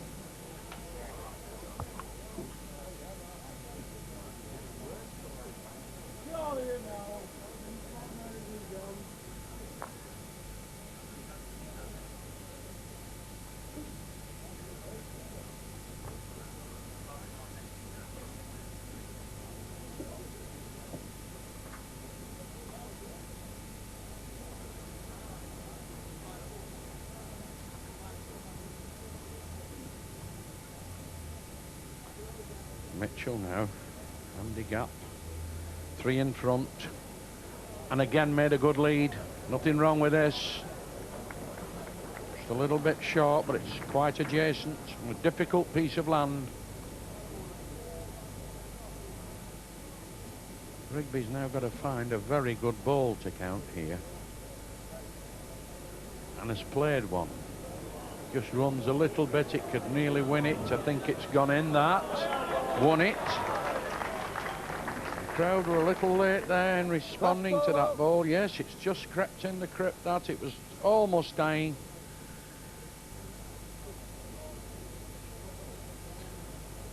Des Mitchell can afford to reach at these. His own ball could be promoted. But that's what he must do. He must reach. Bad ball. Bad ball, that. Should have been into the end. Couldn't possibly do any damage with that. He's not on. Rigby might be a bit adventurous here. I feel certain he'll try and get another.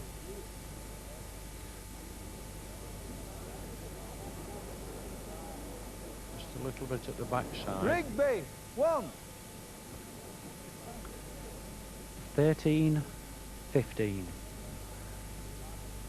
Des Mitchell just leading better than Ian Rigby at the present time, and that really represents the difference between the players.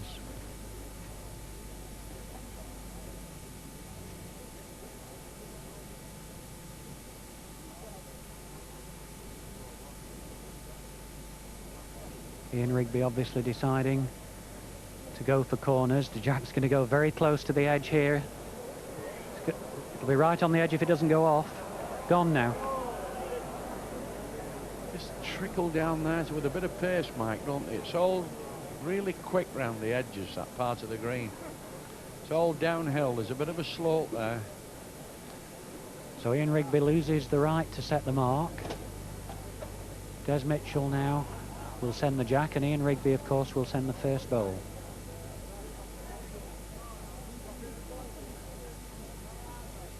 And not surprisingly, Des is coming down on exactly the same mark where he played two such good woods the end before last.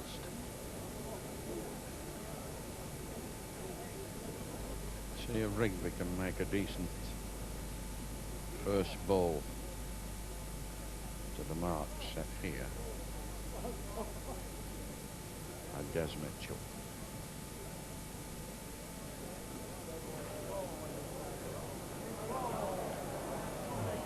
Well, he can't even make a good lead off Desi's jack this time. Oh, he left a bit of space here, Mike, in between these. One here on the road. Bang on the road, this ball. It's a good ball, this. Absolute hooking ball. Has come round right on top of the jack almost. Played this mark well, hasn't he? Rigby in all sorts of trouble here. Just see Joe Broadhurst there trying to have a peep out of the crowd. Got defeated in the last round.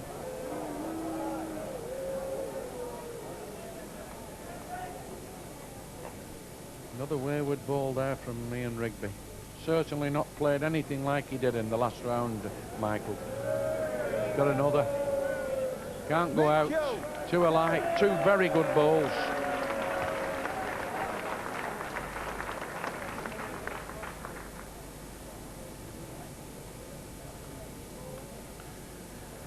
(17-13) now. Des Mitchell doing everything required of him, making Ian Rigby work very hard for any points he scores.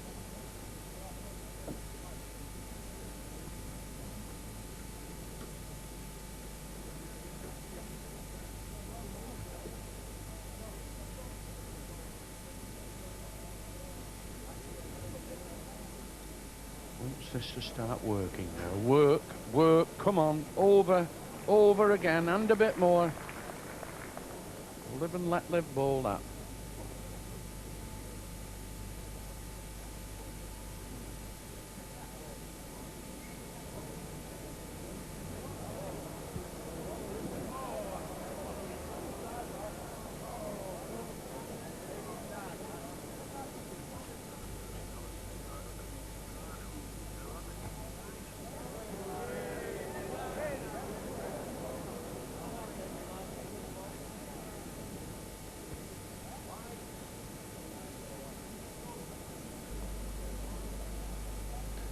There are the other bowlers in the competition watching the game with some interest.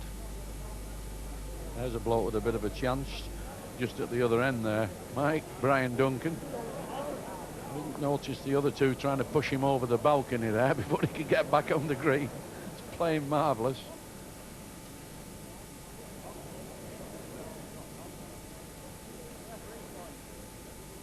Rigby, one. That was an important little rub there. Kept Ian Rigby in the game. There's Ken Armitage, hands clasped. And Kevin Wainwright just at the end. He tucked in behind them. It looks very suspiciously like Brian Duncan to me, with his arm on the rail, just keeping a low profile before anybody tries to whip him over that balcony, because he's playing out of his skin.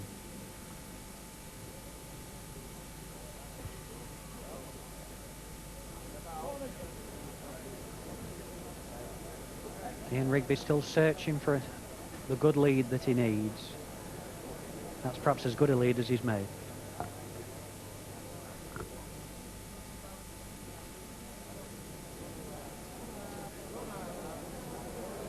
Well, will it reach?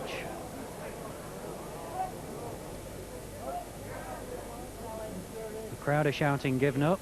The referee's been asked, and he confirms it has given up. You've got to knock that, about 18 in. There's Mitchell there in green on the left. And Rigby sending the ball. Ian Rigby just adjusted his stance there, indicating he's changing his peg. Going a different line. Clear way into the jack. He's played a good bowl. Very handy too. Needs them. Shown Des Mitchell the way in. Mitchell certainly on the land, but racing. Certainly par enough. Can't stop this. He'll gather speed now and go out.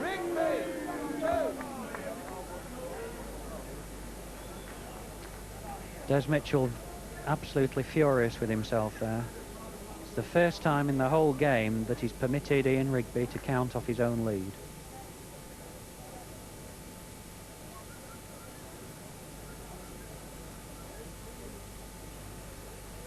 Both players using a cloth now.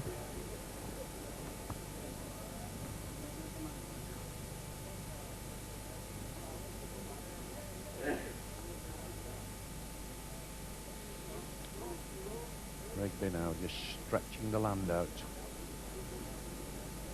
Tried his hand at the sharp marks early doors and got behind. Now looks as though he's taking his chance at these distant marks.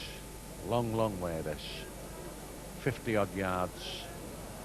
Played a fair ball this time.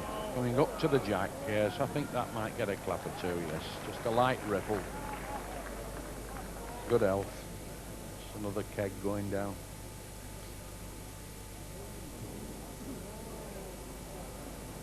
Well, it's certainly on the land. Will it take the jack or will it just skim past it? Gone out. Gone out. Yeah, bye-bye. Just drifted past. Big yard over.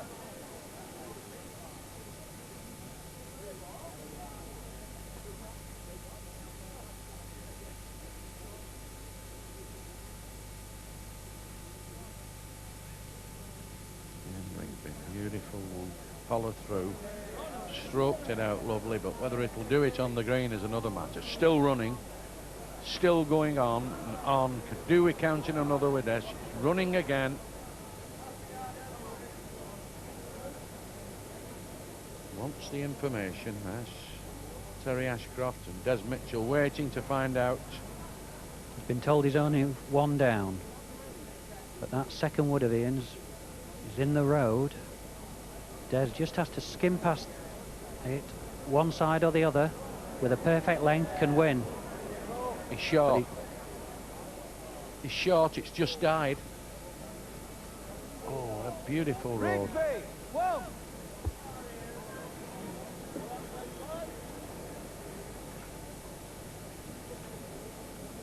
17 all.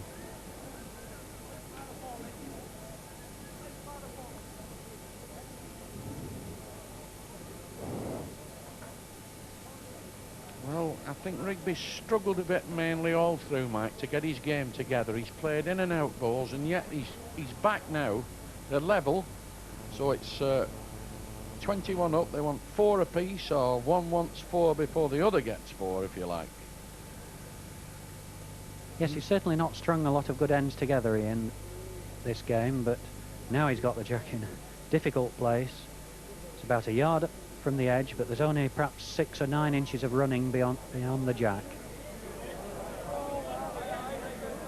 Played one. Played one. It can stop anywhere around there and won't be a bad ball at the end of the day. A yard wide, but a hard ball to beat. The jack's very deep on the bottom side. Certainly par enough with this. This could win it. Win it. Comes down the hill, this. Don't think it can lose. Oh, it's stopped. I think they might have to have an inspection at this end. Yes, it's packed up, that ball. The first ball up's been adjudged to be in by Terry Ashcroft, the referee. Certainly giving Ian something to think about, that ball though, right on the land.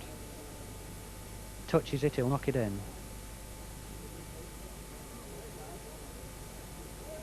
And he's played up. This is going to be first of all.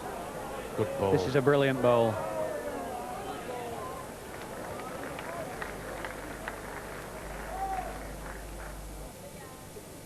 Des Mitchell coming some way off the mat now to inspect, see how much room he's You're got. a yard short, that's 2 foot off the jack. He can afford to reach. Could even knock his bowl in. Or rest on Ian's winning bowl. Certainly seems to have made sure he's reached with this. Looking at it very intently. Might just be on the bottom side though. It's gone, going, stopped. Oh, it's just marvellous, that ball. It didn't look as though it could possibly stay in play. It's definitely gone out, but has it left 2? Yeah.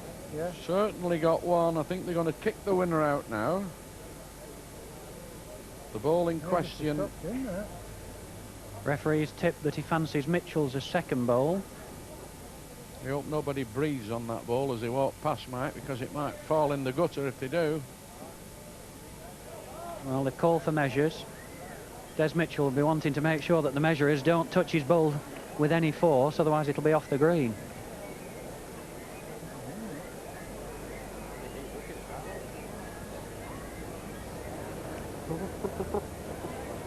Very important measure. 18-17 to Rigby if he's only 1, but 19-17 if he's 2, and going for game. It's on a slope though, isn't it? You can have it. Those 2, please. On a slope. A few observations being made as to who's on or what might happen. Okay. Pegging that.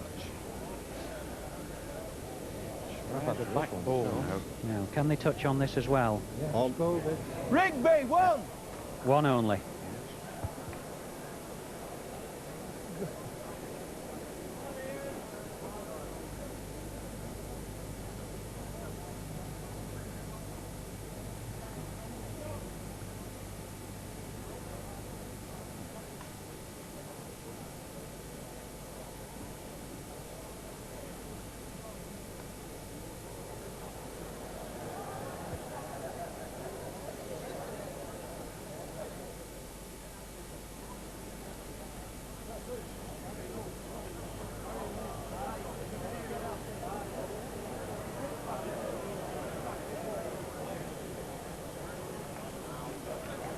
Good ball. Come a long way.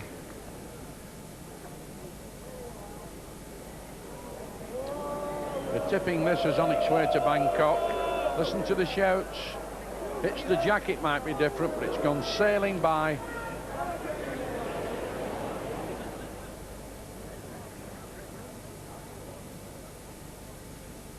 Ian Rigby got to play another decent ball here. Take him to 1 off victory. Stands at 18. Got another. Good ball this.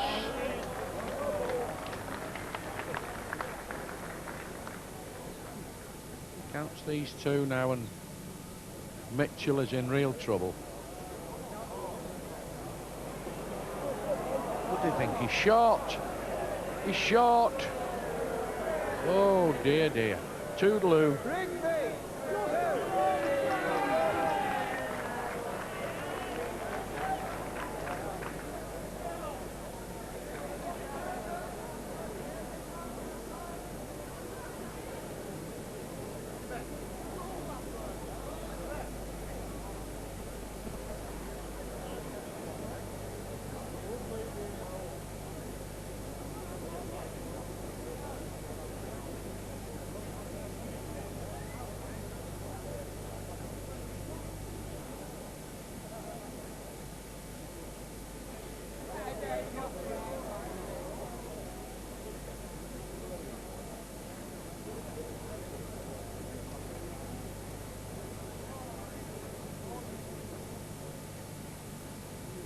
Rigby now, a big long mark here. Been behind almost all through this game, took the lead at 18 and now leads 20-17 and has played a real hooking ball for up. That gets plenty of the hands together, that. Great wood. It's still there at the end of this end. It will take him into the last 8 and the final day's play. Can't get here.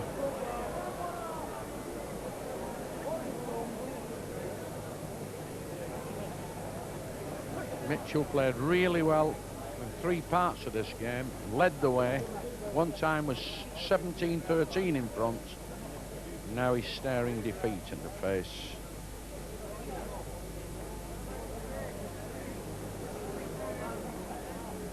Two very good woods. That's very handy if he wants to. He can't fire at them now really, although he's played through at speed. I think it's weighed in. Yes, Ian Rigby puts up his hand. Certainly won the game. Ian Rigby of Charlton beating Des Mitchell 21-17. Bad luck, Des. Bad luck. So congratulations to Ian Rigby. He is the 6th man through to the quarter-final now. Well done to him. 21-17. He's beaten Des Mitchell. And Mike Leach sitting alongside me, a fellow who got it absolutely right once again. You tipped Ian Rigby. You said on the commentary, I heard, that you think he's playing well enough, he could go all the way. But he had a bit of a struggle there. Yeah, he did his best to prove me wrong, I think. Because for half the game, he couldn't find a good lead. And as we've seen, this game's all about leading. If you lead well, you give yourself a very good chance. And it was only right at the end that he strung 2 good ends together. It was the same for both of them right the way through. They couldn't bowl to their own leads, could they? They couldn't, no. I don't know whether perhaps they were finding that the jack wasn't pegging as much as the woods were doing. Bowlers are full of excuses, of course, you see. If you find you're not leading well, usually you blame it on having a weak jack. But they were certainly both having some difficulty. But in fairness, Des, for 2/3 of the game, played a bit better than Ian. Yes, Des Mitchell, a man who's only taken up bowls 11 years ago, and I think by his own admission a Parks bowler, but he certainly gave the favourite a run for his money there. Oh, he certainly did, and he'll be disappointed, having got so near, not to have won. Well, let's take a look at the 14th end, and this is the first ball of the 14th end. Yes, this is at a time when Ian really is struggling. He cannot make a good lead himself. Desrick, he's just actually sent the jack off. And I almost thought he'd done it deliberately because he was playing so much better to Des's jack. But of course Des had set the mark and Ian had had to play to it, and still he couldn't make a good lead. And this is an example really of how he was struggling at the time. That's right. Was Mitchell doing well there? That was the part of the ground that he actually had bowled 2 superb woods to earlier on in the match, wasn't it? That's right. But in the end, he got through, Ian Rigby. Yes, in the end he's made it, and he's in the final day, and that's the main thing. And is that an important psychological boost to them all, that they get through to the last day's competition? Yes, that is. That, as much as any round in the competition, the round of the last 16 is the one the players want to win. They want to be able to say, no matter how many times they've been there before, they want to be able to say they've been in the final day. And Ian Rigby and 5 others can say that right now. Des Mitchell going out by 21 points to 17. Only 28, Ian Rigby, 1986 Northern Lancashire Merit winner, so he knows what it's like to be a winner, doesn't he? Oh, he's a very top-class player. He really is. He's, as I say, I've played in the same team as him this year, and I've seen what a good player he is. And of course, he's got a model delivery. Really one to watch for youngsters taking up the game. If they model themselves on Ian Rigby's delivery or Brian Duncan's, they wouldn't go far wrong. Right, well, we can now welcome a special guest to our position here, and that is a familiar face to sports viewers on BBC television, Alex Murphy, coach of St Helens, one of the great figures of rugby league. Great to see you, Alex. Thank you very much. Looking well? Thank you. How's the season going for you? In and out.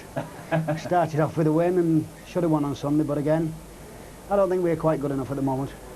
This is a bit more genteel than what goes on at Knowsley Road, isn't it? This is worse than rugby. It's this lot. It's a great day out, and I back Duncan. And you've backed the favourite. Always back a trier. I heard Harry Rigby saying on commentary that you always go home with pots of money from this tournament. I think Gary wants to have a word with me afterwards. but still, you fancy Brian Duncan? I fancy Brian Duncan or Armitage. I think they're both in a different part of the draw. and I think that'll be the final. Okay, Alex, well, best of luck with the rest of the season. No doubt we'll catch up with you during the course of the winter. And great to see you looking so well. Thank you. Back us for Wembley. Oh, that's a tip for you, is it? Yeah, later on. St Helens for Wembley then. There you are, from the horse's mouth himself. Thanks, Alex. Great to see you. Right, let's have a look then at the way the quarter-final is shaping up. Here's the results from this morning's matches. They are the first 4 men through to the quarter-finals. Robert Eaton, Ken Humphries, Darrell Price and Brian Duncan. Young Darrell having quite a battle on his hands tomorrow, I think, against Brian Duncan. And into the afternoon session that we've seen so far, Kevin Wainwright first through after lunch, beating Jeremy Muff, and Ian Rigby through against Des Mitchell just a few moments ago. Right, on to the next match then that we have in store. Keith Pessall faces David Slater, and this is the form on Keith Pessall, a 37-year-old from Telford, plays for the St George's Club and beat Bill Burlinson yesterday quite convincingly, as you can see, 21-10. David Slater, the 36-year-old from Blackburn, from the Alexandra Club, he beat Illingworth yesterday by 21-17. Let's go out to the green, let's see the toss, and Noel Burrows has joined Harry Rigby up top in the commentary box.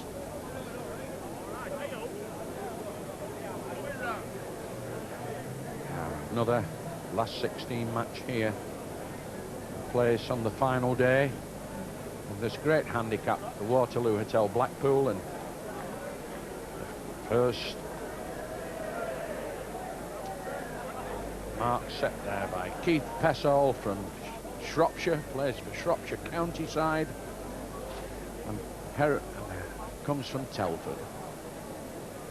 Starts off with a rather workmanlike lead, about 20 inches short of the jack. There's his opponent in yellow, Dave Slater from Blackburn. Quite a few bob around the green has been salted in on Slater. But this man Pessall has done absolutely nothing wrong. Come a long way. Counts another.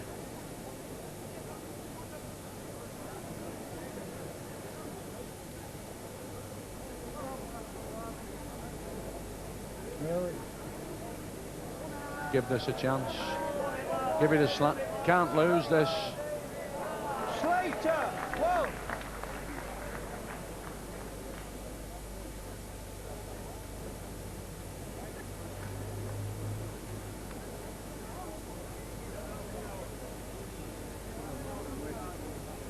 Well, this could be a very close game. I think they're very evenly matched, these two.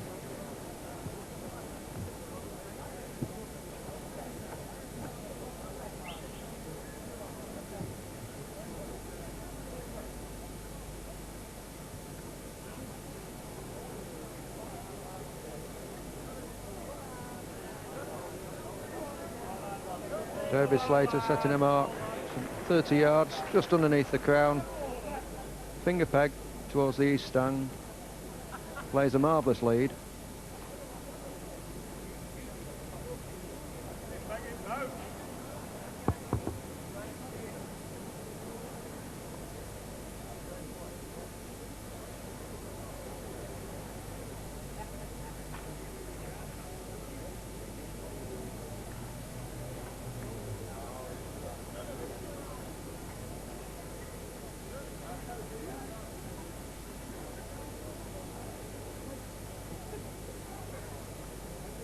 Good shot there of Keith Pessall, Shropshire man.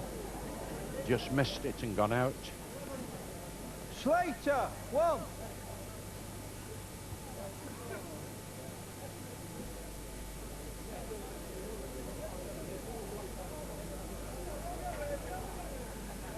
Both players on 5 starts, 21 up. Slater pegged 2 singles, the first 2 ends, 7-5 in the lead.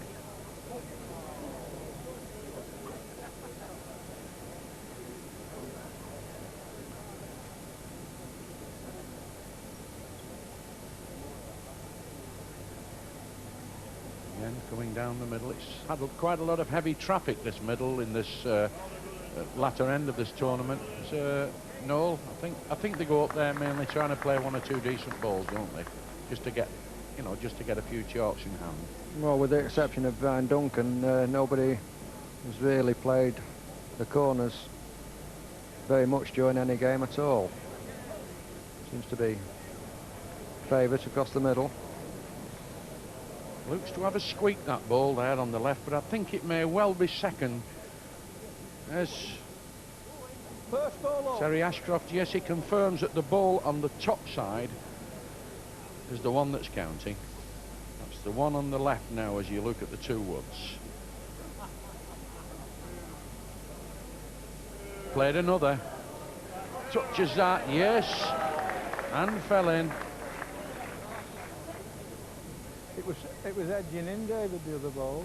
It was edging in, Keith's ball, and you've just nudged it up. Might be too speedy. Not a mile away, there's done his own.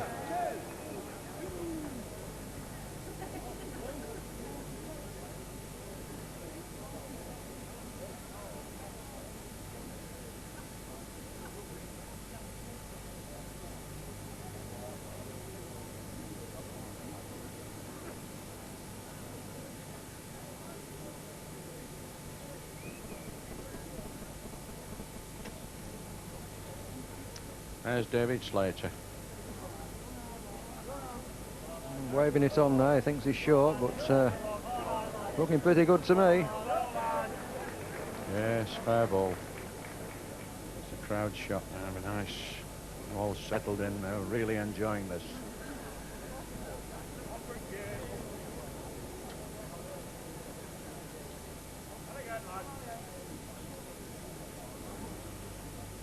Slater. 15 attempts before he got to the last 32 here at the Waterloo, and now he finds himself in the last 16 and playing for a place in the great final day.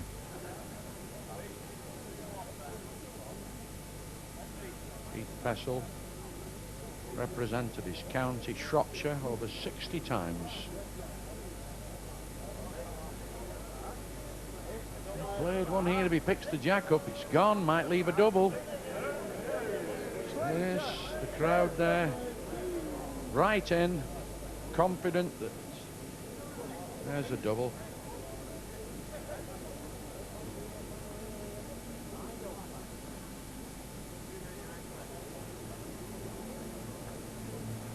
David Slater persisting. Just under the crown, thumb peg. 35 yards. Nice economical delivery.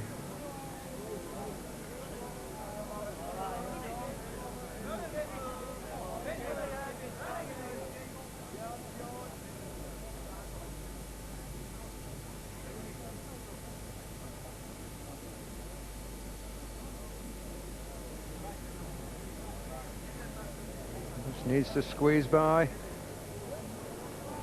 Just gone in.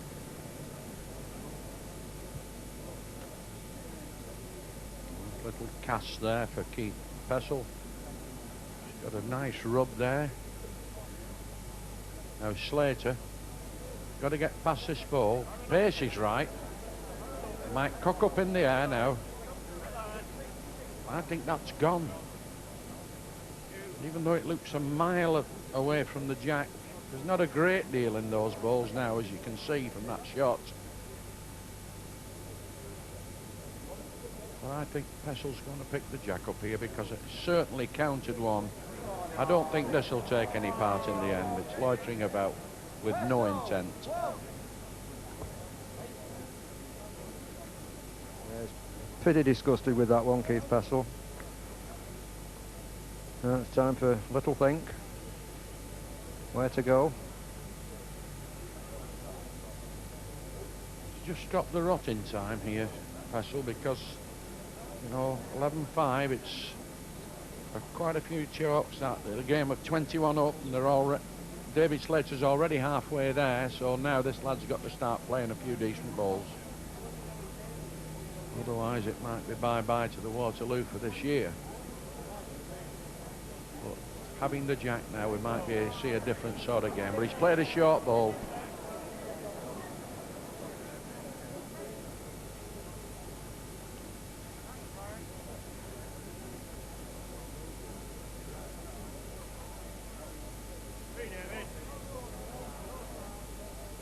He's certainly done the trip.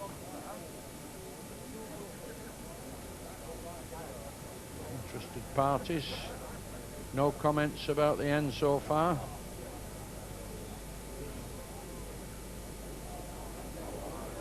We'll have to run. We'll have to run. Certainly win it. It's even got a bit of applause, that. Stopped almost a dead length.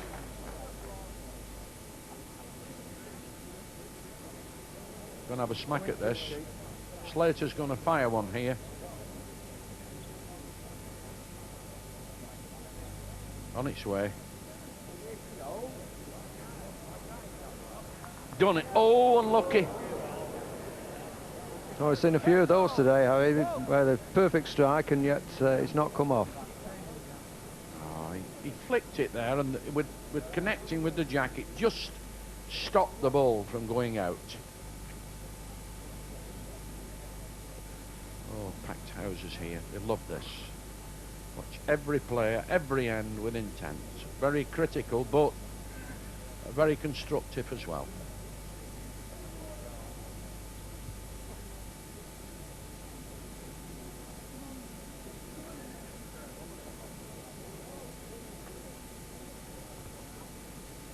So all these people have got tickets. They've had to get them as far back as last December and January. Harder to get all of than FA Cup final tickets.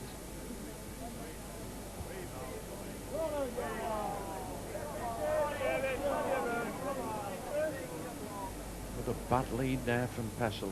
Got to get him nearer than that if he's going to make any progress in this sweep. Can't get through this.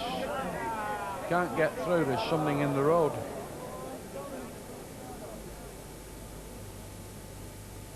It's quite a let off for Keith Pessall. Yes, he's got away with it there, Noel. He's got to send it. Is he going to make the other ball now? Not a mile up. Yes, all right. Good one. Good improver. Might have just been the confidence booster that he needed.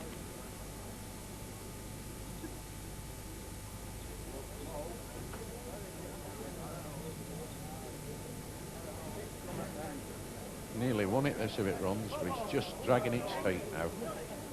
Can't win.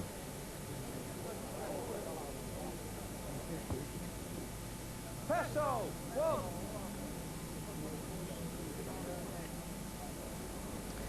So Keith Pessall fighting back here, 8-11 against David Slater. It was 11-6 just a few moments ago, so the big fight back is on. And don't forget, you will see the closing stages of this match that's out here on the Waterloo Green coming up after the latest news, which is next on our agenda. And don't forget also your regional news coming up after our visit to the national news. But now to the National Newsroom in London, and again, Lisa Davidson.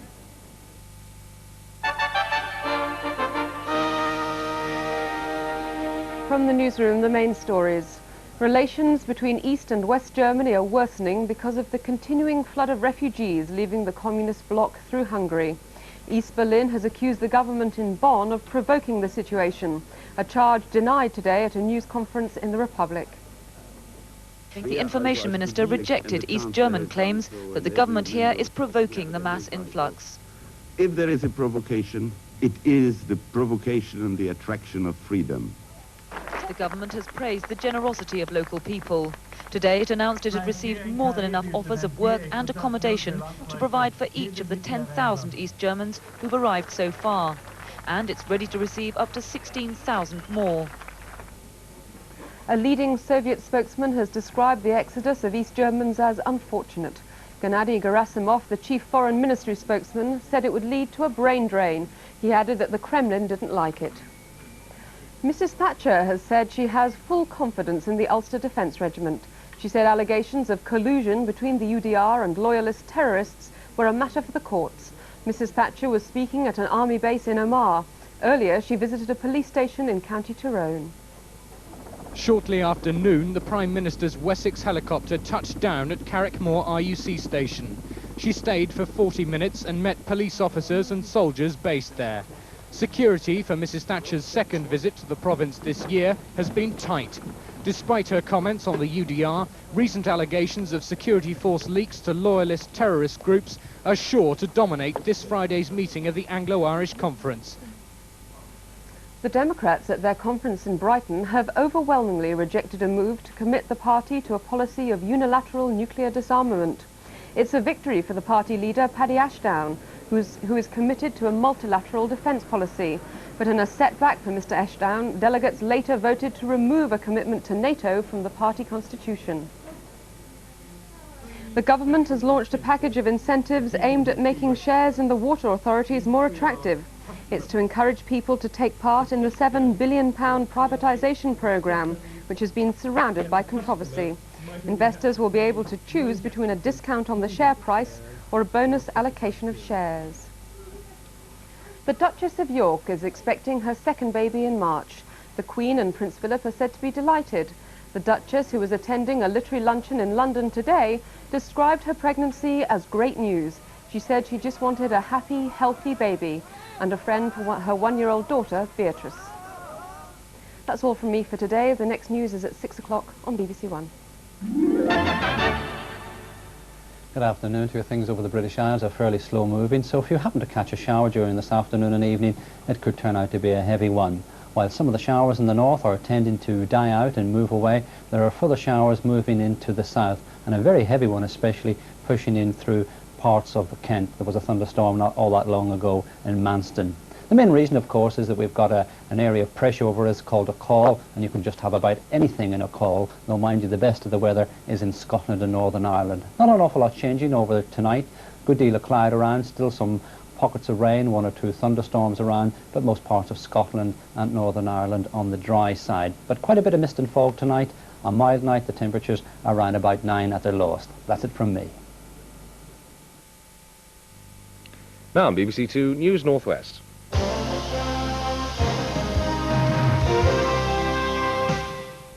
Good afternoon, and first the headlines from around the region.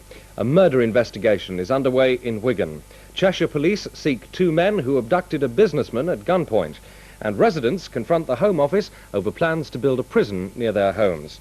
Now the news in detail, and a murder inquiry is underway in Wigan after an 18-year-old girl was beaten to death as she walked home alone after a night out with friends. The badly beaten body of Michelle Waring was discovered in an undergrowth near a multi-storey car park in Crompton Street. She'd last been seen alive after saying goodnight to 2 girlfriends who'd spent the evening with her. She'd been reported missing by her parents when she failed to return. The head of the new Police Football Intelligence Unit has been talking about his role at a news conference in Manchester today. 47-year-old Superintendent Adrian Appleby of Greater Manchester Police will be leading the team for cracking down on soccer hooligans.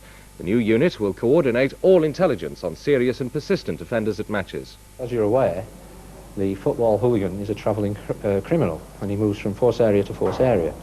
We will be using the intelligence that we get and passing it on to the forces through whose areas, some who don't have football clubs, through those areas that he travels.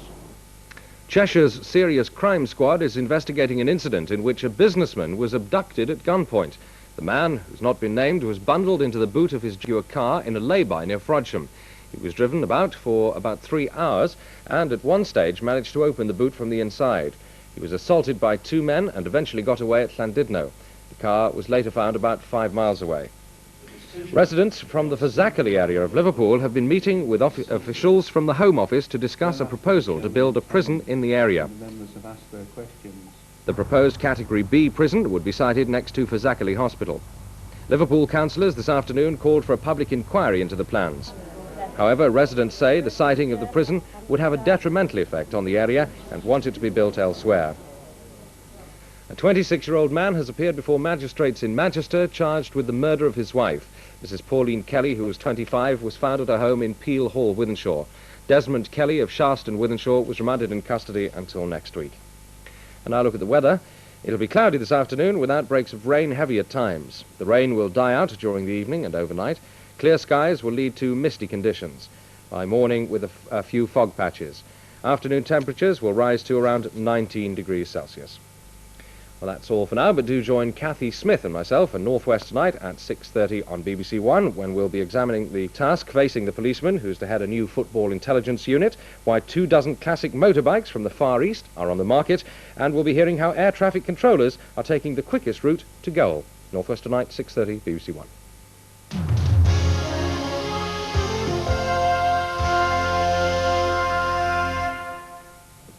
In an hour's time, Fred Emery presents In the Name of the Law, the first of 4 debates which look at crime, punishment and the prison crisis.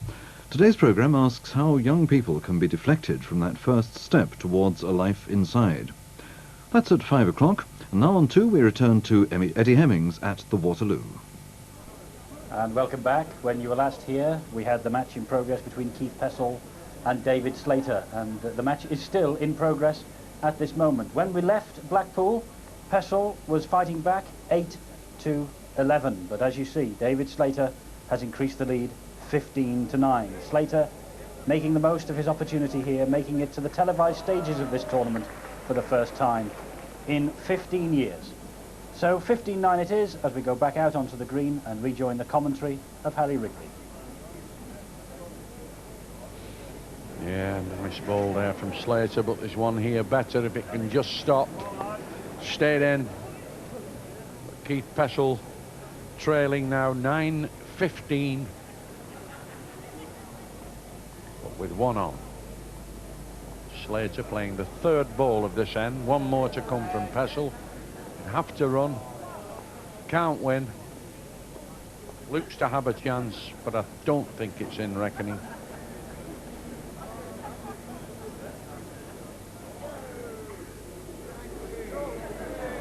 Brace.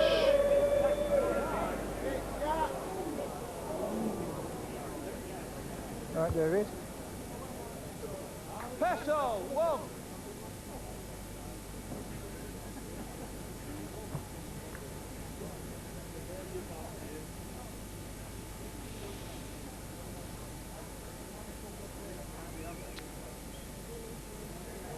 There's a Shropshire man now fighting really hard. He's fell 5 chalks at the back.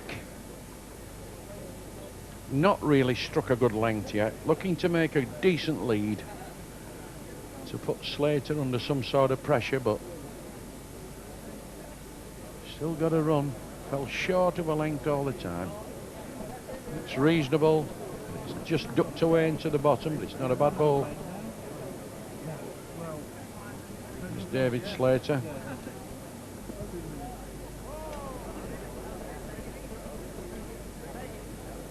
Certainly par enough, and he keeps hooking round. This can win the end unless it's gone out. Might have just drifted round the back.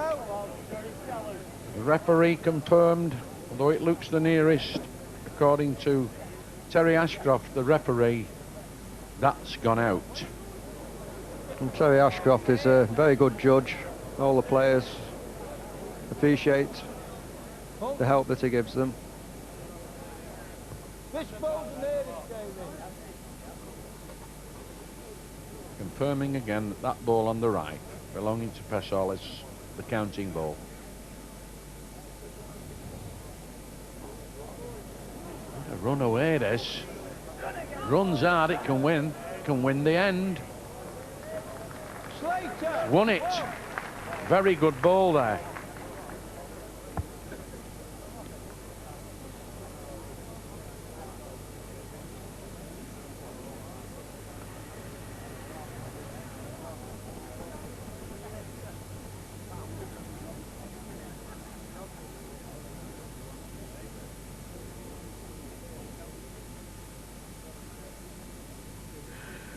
Again, David Slater back on a mark that he prefers.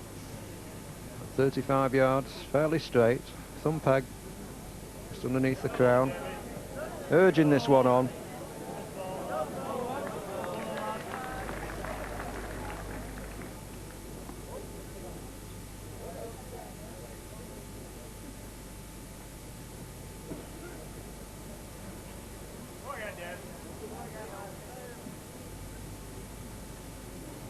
And Keith Pessall there had to just play underneath the line of the jack.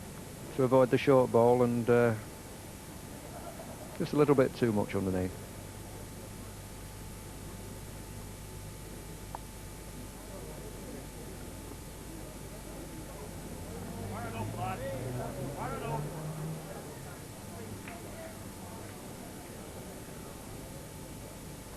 Well, possibility of two. Referee Terry Ashcroft. It's 8 inches.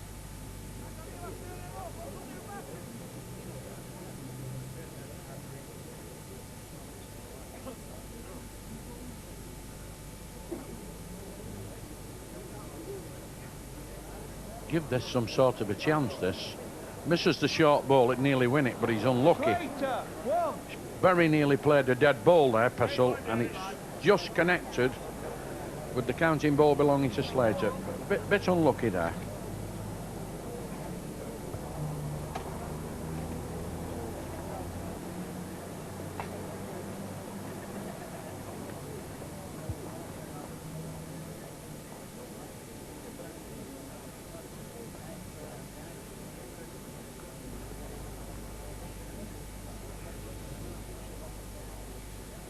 No Slater.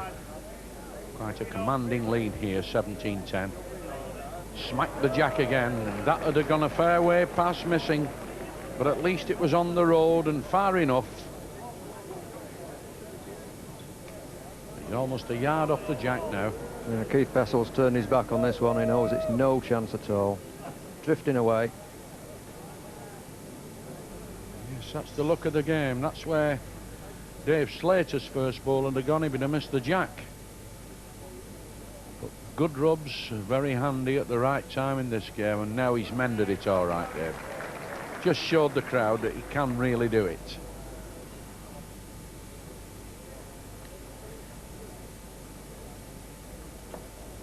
Give this a chance. Unless he goes right through the gap, it's nearly won it. Yes, he's won it. Good ball, brilliant ball. Just nudged the counting ball out. Well, he needed that one then. He's back to 11-17 now. Without that, he'd have been 19-10 down and virtually out of the competition.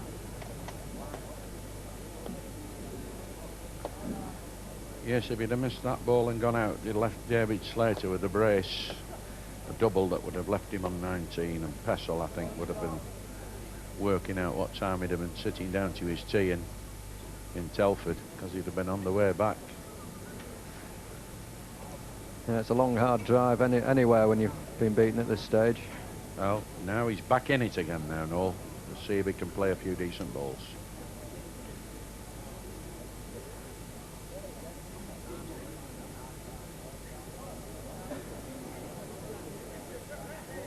Bit unlucky there not to pick the jack up. He's gone a big yard by.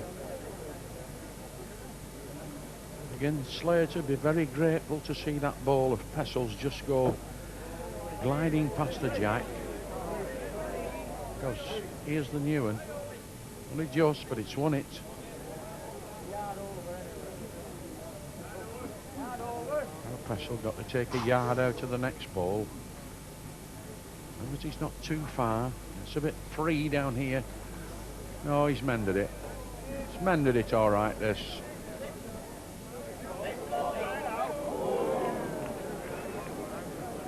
Nice little buffer there, but I doubt if it would have gone out. It was almost stopped when it touched the ball. Oh, he doesn't like this one. Waving it away, but not won it. No, it's not made it. Well, I would say you're in, Keith, yeah. Pessall, one. Another handy single there for the lad from Shropshire. Come up here, played well.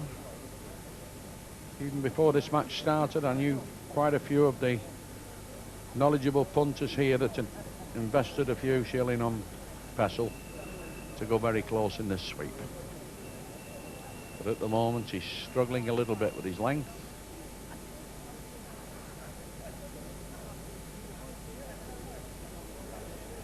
to lead one or two decent balls. As long as he plays one or two near balls, he just can't make a lead, this lad. Give another one here. See, no, very disappointed. He's about nearly 4 foot off the jack with that ball. I think what's happening with Keith Pessall's leads is probably not accounted for the fact it's gone slightly overcast, the weather. And that tends to deaden the green a bit.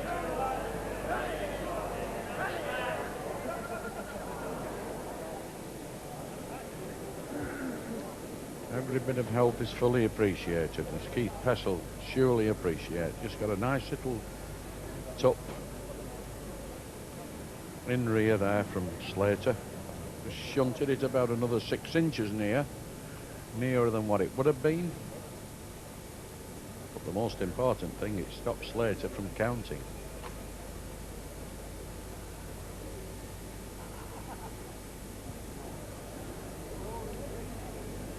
Well, he's gone the other way in.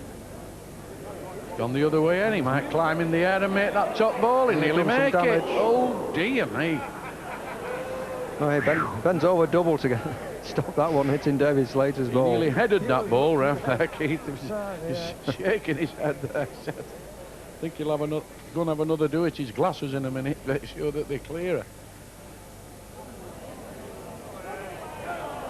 Played a no ball.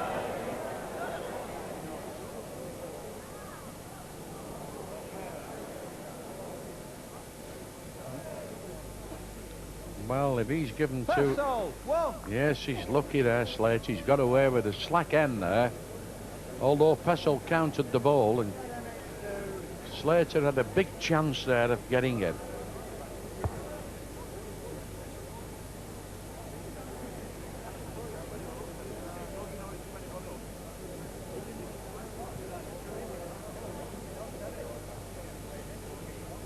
And Keith Pessall there showing David Slater which bias that he's sending the jack out. Part of the rules of crown green bowling. Must give your opponent ample opportunity to see which bias that you've sent the jack.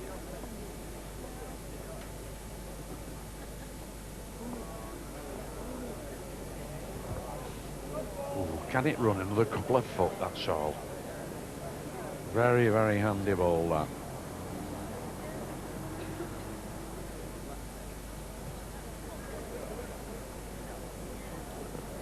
On the peg, this ball, and it's still got to run. It might just go in the frame. Yes, that's won it, I think.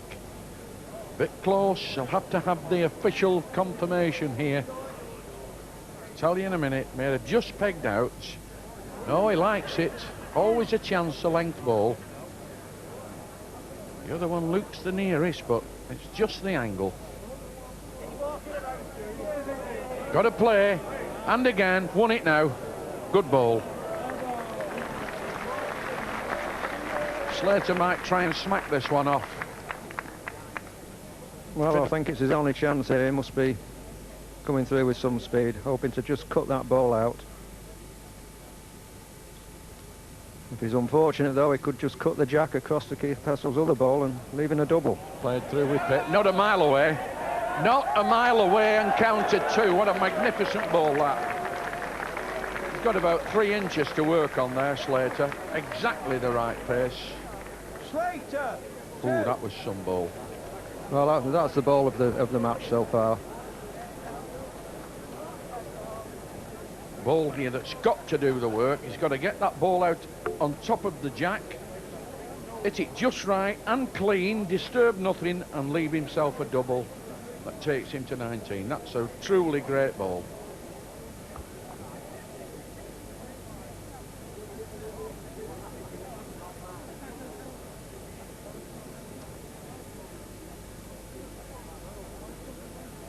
That was an absolute critical wood there from David Slater, because it's taken him within 2 of victory.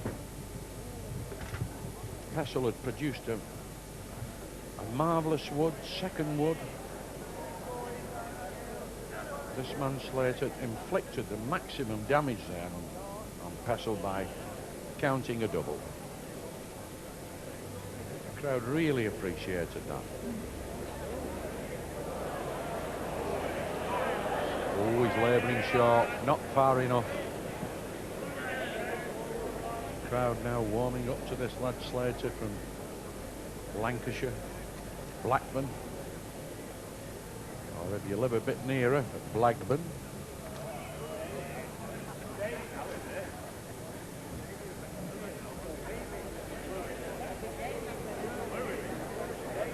So it's not missed a short ball yet. Not missed it. Bung. He's got another. Ooh, a bit fortunate there. But he lies up with them, counts them both, he's through to the final day's play here at the Waterloo. And there's Roy Armson just looking interestedly over at the back. Oh, they think he's short again. Is he going to tuck the shot? It's nearly won it, this. Oh. Slater! One! Oh, it just wobbled its way through. Never bent, really, that ball. It kept straight on. Slater getting a single.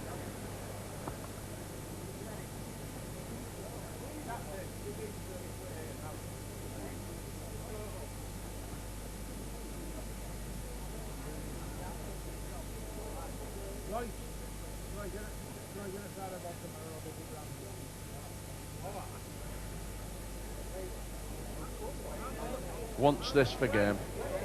Misses the jack, it'll go a long way. Yeah, it's gone rambling down in the bottom. Beautiful road, but just a little bit too much power.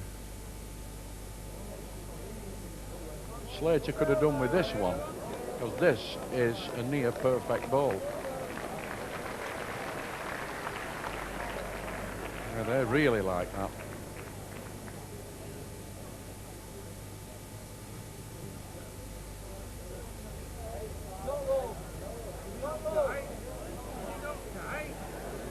Tight. Just kept it nice and handy. Pessall's got to try and get another now. He's already a mile behind, 13.20 down. Looking for two and playing two. Get a good round of applause here for these two. Pessall, two!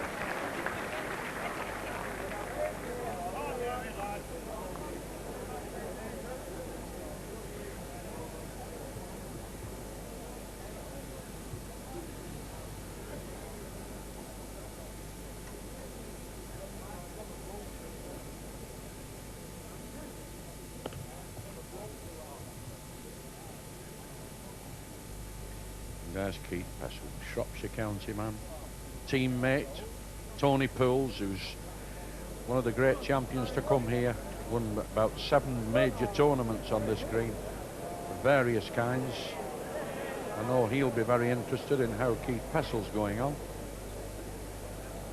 Quick military two-step then from David, who hurries on after this ball. He only wants one, but it's flying. A long way to Tipperary, that.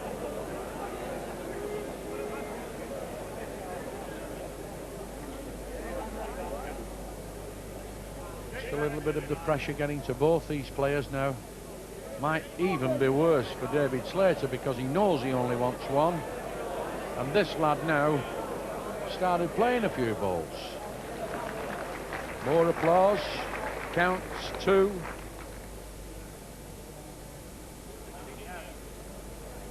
Crowd will tip this. They'll tip this. They think it's got some sort of a chance, this.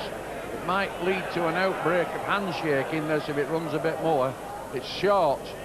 Pessall, one!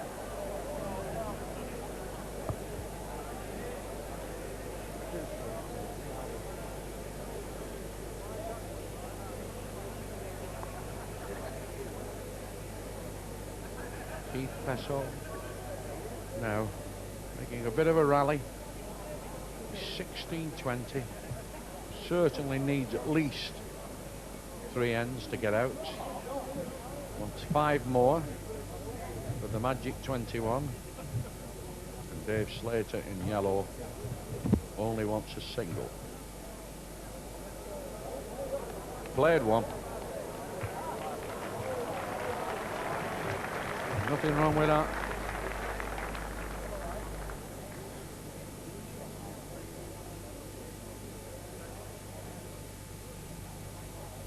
Now making Slater play a bit, this lad Pessall. He's got to find some good balls. Can't win it.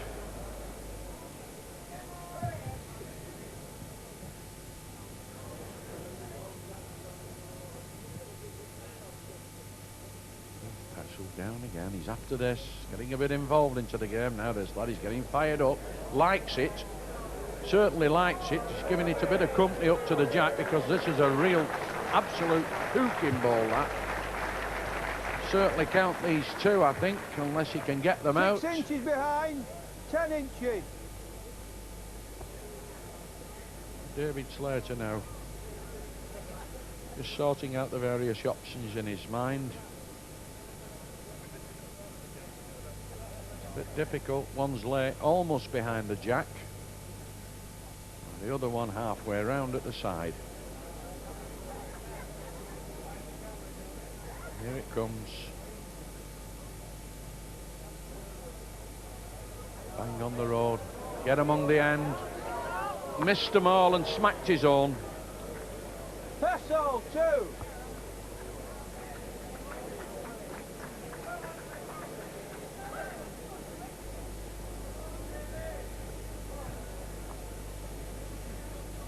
Well, Slater broke away to lead 17-11 and 19-13, but now we've got a little bit of a needle finish on our hands here. A little bit of a tight match going on. Pessall now beginning to play with a bit of confidence. Made 1 or 2 bad leads in the middle of the game. That got him into all sorts of trouble, but now he's playing 1 or 2 decent balls.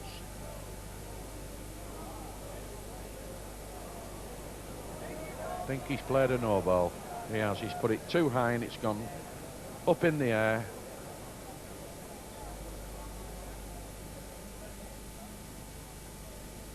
Slater's got to lick this. The pace is all right. And the road's nearly right. It's got to come down the hill now and peg its head off. Come on. And again. And again. Good un. Pessall got now a 10-inch ball to lick to stop in this tournament.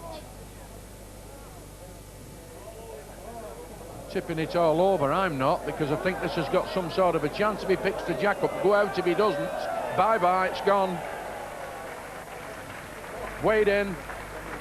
Slater just on a bit of a tight rein at the finish there.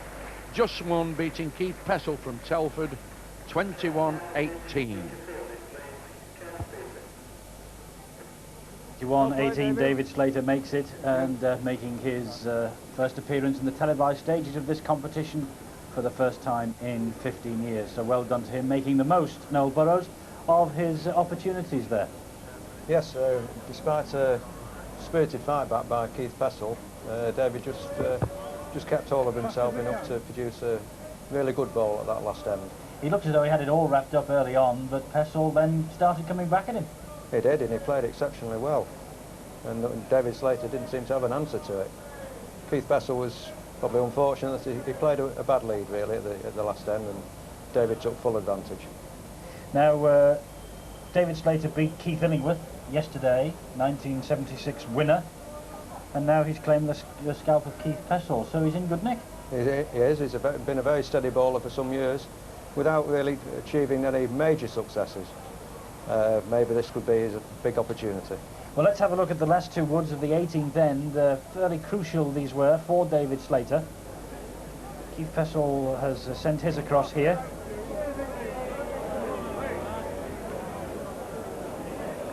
Well, that's an excellent ball of Keith Pessall. David Slater changes his peg. He's hoping to just take that ball out. A little bit of weight. Steadying himself. Coming finger peg. A little kiss on the shot ball. And he gets it perfectly. And the added bonus of making 2 shots. Yes, that was the moment, I think, that he knew he was on the way. David Slater then through to the quarter-finals, and the lineup for tomorrow's quarter-finals will be completed after the next match on the green, which is Kenny Armitage against Peter Fielding. Ken Armitage is Background here, he's 50 from the King and Queen and the Waterloo, from Bruges in Warrington, and a narrow victory yesterday. And Peter Fielding, who had to wait a long time before he appeared yesterday, has had to do exactly the same today. 35-year-old from the Bourse Hill Park in Rochdale, beating Larry Wells 21-18. So, out to the green without further ado, and we can have a look how this one's going to go, and join our commentators, Harry Rigby, who's joined this time by Mike Leach.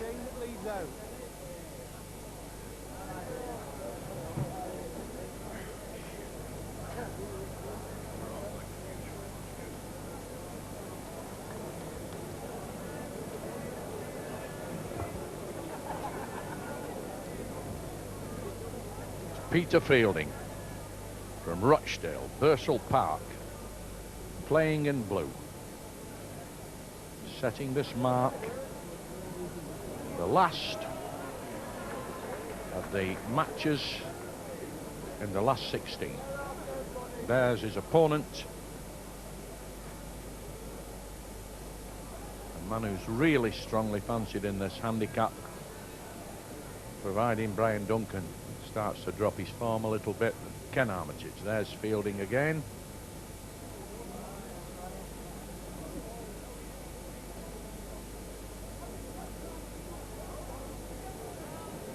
Ooh, played another very naughty start, that, isn't it, for Armitage? 2 good balls. He's going to have a smack at these, Ken Armitage. There he is, from Warrington. On its way. Something's gone. We're going through the gap. Oh, he's cut one out. Half a loaf. Fielding! 1. Armitage, very, very good player when he gets his game sorted out and in order. Won the Olympia at Stafford, which is one of the biggest handicaps in the country, and certainly wants a bit of winning.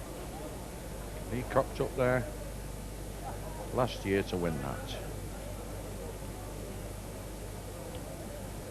Very impressive start by Peter Fielding. 2 good woods at the first end, counted one of them. These 2 players really do. They both play the green very well indeed.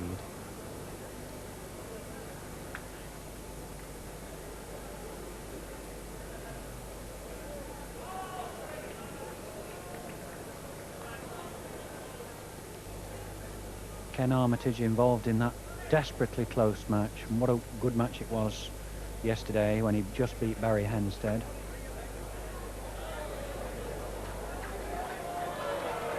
That's a good bowl when you consider that the last bowl he sent was a strike. To pick out a length like that, real skill. Peter Fielding, bound to reach at it.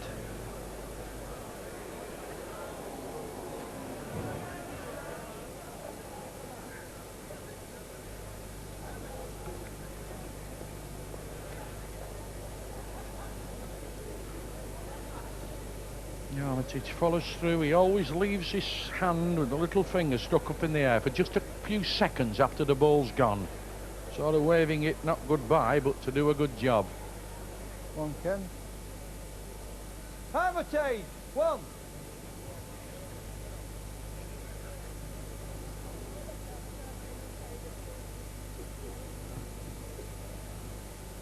Just across the middle, played this mark with great effect in that game against Barry Henstead. They both played some absolutely wonderful balls, beat each other repeatedly, very, very good woods. But Armitage did a lot of damage on this mark, just trying to play close, but left a bit of room here. About 28, 30 yards, not a long way, but a little bit of peg across the top of the green, and now Fielding's licked it.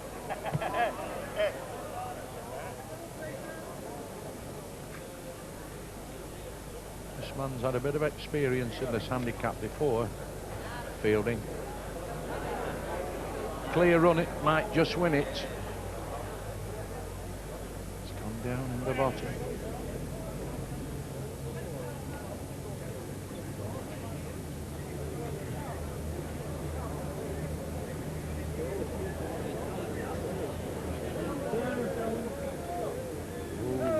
gets them away very sweet, doesn't he, Fielding, Mike? They both do, actually, but... Fielding, 2! Very good player, Peter Fielding. Very easy delivery. Kenny will certainly have to lead better than that if he's going to win. Peter Fielding going towards the corner. I don't think he's gone for the full corner. Just gone about 10 yards further than Kenny normally plays.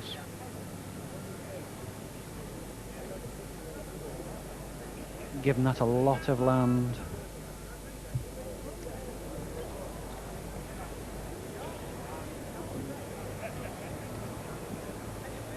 Left it well short. Nothing like the pace. It looks almost a length, but it's a little bit short. Got to miss it, Armitage, but got to stop. Won it, that, I think. That's won it. It's gone round the back. Looks fairly close, but it's travelled a little way.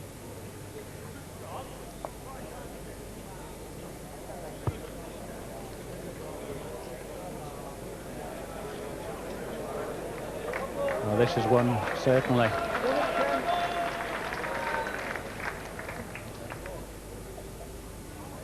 Well, Ken's trying to beat it round peg. I thought he'd be tempted to play through straight peg. Just trying to pick out a perfect bowl, just the wrong side of it. Good effort.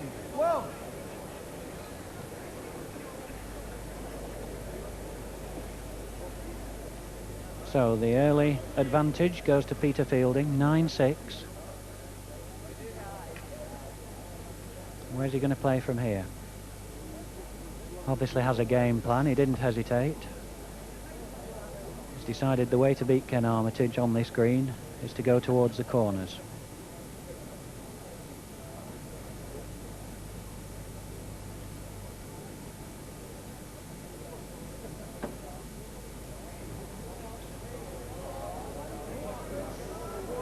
If he's going to play them all this near, he'll beat anybody. Oh yes, brilliant ball that. He was a semi-finalist in the Waterloo in 1986. And I don't think it's done his game any harm, having a good run in this comp. Previously, Mike, seems to just tighten him up. What about this one? Just cocked away at the top side from Ken Armitage. A good ball, but not near enough. Yes, we've a few Waterloo specialists in the event. Robert Eaton always plays well here. And what about this?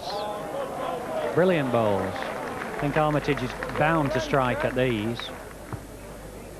He's indicated he's striking. If he hits one, he could clear the other as well. On its way. Difficult mark to strike on. Done. Jack, has he? No, yes, he's got one out of it. Oh, that was a snooker shot. Armitage! Whoa. Never expected that, but that's the sort of thing that happens at bowls if you strike and hit something. He came screaming through, 100 mile an hour. Looked as though he might have missed the end, but here you'll watch it. Goes sideways now, hits the ball, side on, and flirts the jack down. And the top right-hand ball belongs to Armitage, so he got one out of that. Peter Fielding still looking disconsolate behind Ken Armitage there. He saw himself there with a lead at 11-6. As it is, it's 7-9.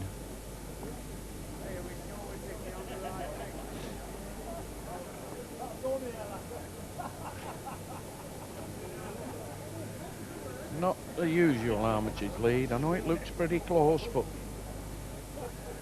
he's about a yard away on the top side. And Fielding, no messing, straight in. Excellent ball that. Played a difficult ball to beat there, Armitage. He would have liked it to have been a little bit nearer, but in many cases it would count. They think it might connect here. It's gone through the gap. That was an unlucky ball. The luck turns back there. Having had the best of the fortune at the last end, Ken has no luck this end. Goes 2 down.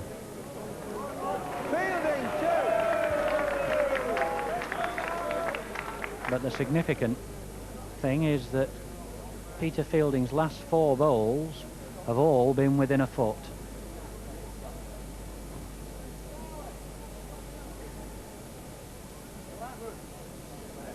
Yes, he struck a marvellous length, Fielding. It's bad news for Ken Armitage, that, because he's not played many rambling balls at all. Had 2 very near balls struck out, not to count, and then beat a fairly reasonable lead twice. Now comes back down this side. Nice pace again. Got it out. It'll run a good way, this ball yet, and nearly finished dead level. Good ball. Very good ball. It's his last 5 bowls within a foot of the jack now. Unbelievable bowling by Peter Fielding at the moment.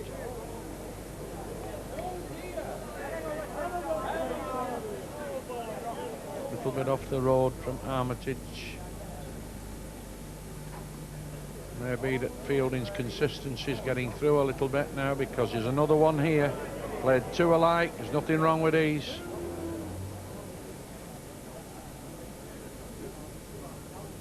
Not quite near enough to strike at them. He's got to try and lick them clear running, Armitage. Here's the ball on its way. Played one with a real chance, this. Won it, this, for me. Won it. Ooh, it's just pulled up dead. Might have given up, but to me it looks favourite. Drawn it. Well, that's a good bowl from Ken Armitage, under enormous pressure there.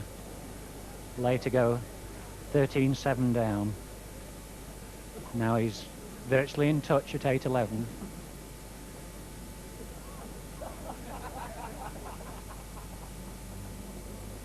I don't think Ken will change his game. He'll keep playing 30-yard or so, round peg off the crown. Not quite leading yet, as he has been doing. This is better. Good ball on that mark. Finger peg. Right to the top of the crown now. You see the ball of Fielding on its way. Looks a little bit tight to me.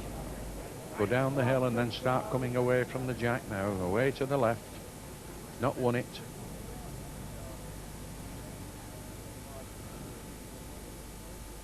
Another ball here, smack on the road. He might be a little bit too far and go through the gap. Picks the jack up, he'll be all right. He's still gone about 2 foot by, but it's a counting ball. 2. Peter Fielding asking for information. 8 inches behind, and that's almost level. 6 inches wide. Give him the information. Thinking about striking, and he's decided he will. Could hit them both, or clear the jack off the green. Yeah. Done something.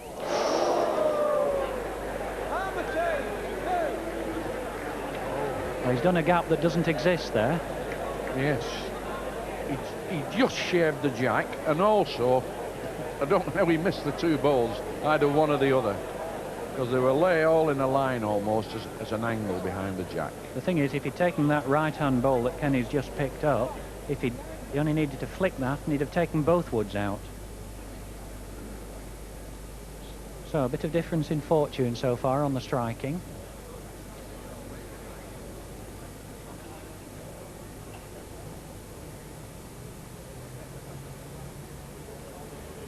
He's looking to lead 1 or 2 decent balls on these marches. Very good on them. Still left a little bit of room. But a good ball.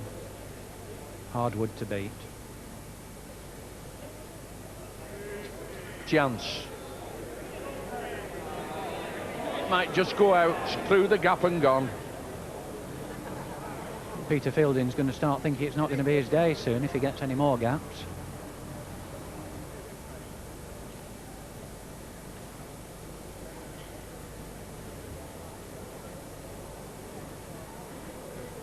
So we're already beginning to weigh the bets up, and who's in the final day, weighing up the draws, watching this match.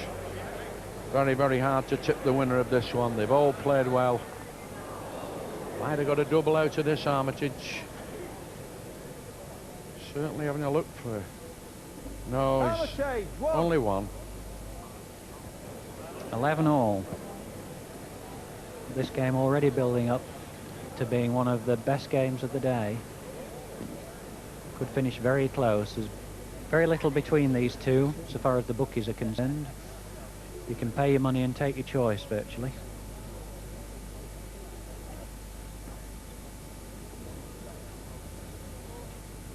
Armitage still working away at these swinging marks down the middle. Just played a little bit over again, but he'll be quite happy with that. Well, these are good leads, Harry, aren't they? Really, a foot away from the jack with a gap to go through. Peter's turned his back on this, given it up. Short. Worst wood he's played. Ken trying to play round it, just to get another. Not playing for a toucher there, Ken. Knew that the wood was in the way, didn't want to disturb it. Let Peter Fielding be the one to worry about whether or not he runs into the back of this wood. Oh, that was a bad knock. He might have had a bit of a chance passing the short ball, but it's left Armitage a double now, and he's taken up a clear lead. Very clever play there by Ken. Knew that wood was in the way. Made sure he got another, but made sure he also didn't disturb the balking wood.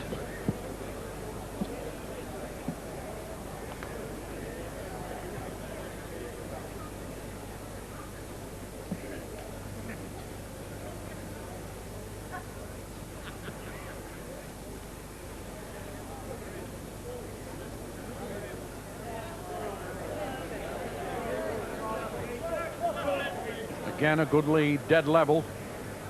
I think Armitage would have liked it a little bit nearer the jack, but nevertheless it wants beating. Fielding's got to find a good wood to win here, and he's found one.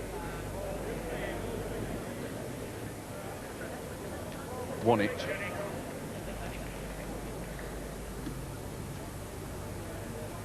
Armitage down again with a big, long, reaching stride and follow through.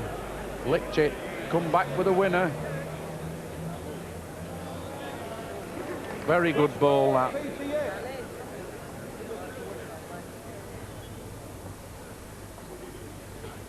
Fielding got to do it again now. Certainly on the way. Stops a dead length. It could even just win it, this. Just turned its nose up and fell over the wrong way. So another one for Kenny Armitage. 14-11, and all this break of his started with that fortunate strike. He's gone from strength to strength since then. Armitage leads out. Now 3 in front. Nice handy lead, and still flogging his patch. Just behind Armitage is Roy Armson, one of the earlier victims in the red. Still very interested.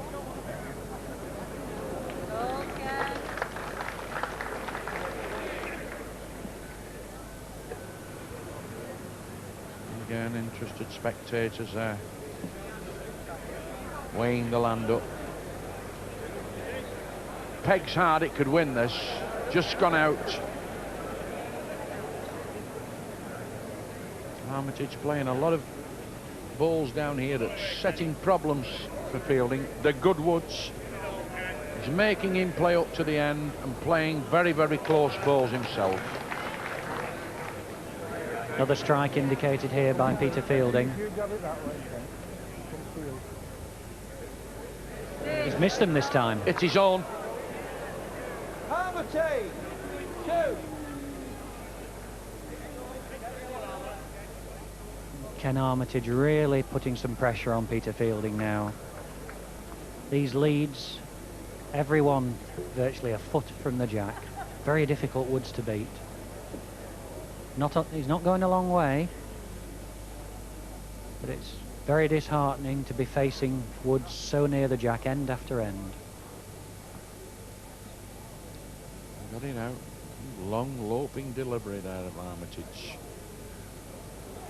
It's gonna be a length. Anywhere round about for a length, it's bound to be a good ball. Fielding now. Beat the lead down here last time, but Armitage came with the second ball. Fielding again, just gone out. Armitage looking for another. He's asking this one to stop. He thinks he's given it too much. Doesn't look anything over to me. Perfect length. There's the crowd again. This one's roaring. Wayward ball, there's no chance.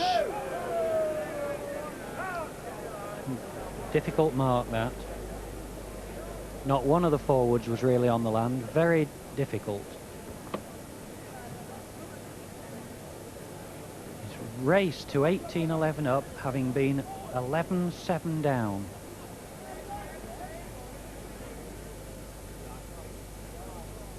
And really, in the early part of the game, Peter Fielding was absolutely outplaying him. Brilliant exhibition of short-length bowling. And here's another good wood. This time he's putting them nearer, he's put a toucher up. Oh, lovely shot of Armitage there. He's looks at peace with the world now because he's in a commanding position in this game. Absolutely platting balls on this mark. Fielding set off like a great champion, but he stuck at it, Armitage. Persevered with the short marks, and now he started playing them really close. Played another one here. At nearly two alike. Going to be another strike, I would think, here, Harry, or at least playing through the other peg, trying to run the jack. Runs the jack, he makes two. He's in the game if he does it. And he has. Great ball, that.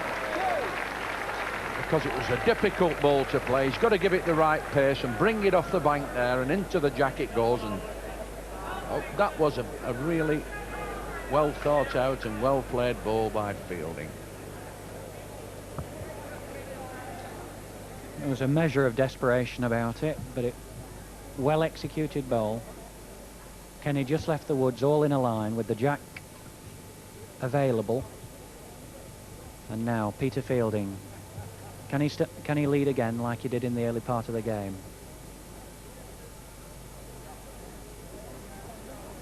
Not a mile away. Must have heard what you said, Mike, because he's responded. And played a very, very good ball. Armitage has got to try and manage now without the jack. He's played a short ball here. Another two here by Fielding, and he'll be right back in this match again. Yes, this game could turn again yet if Peter Fielding has an end or two with the jack. Another good bowl, same as his other. Two alike.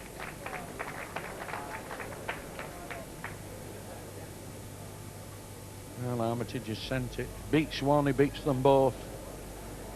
Looks tired again to me.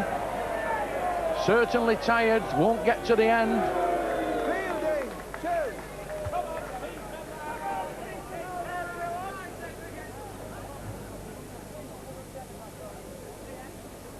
15-18. The crowd come alive again.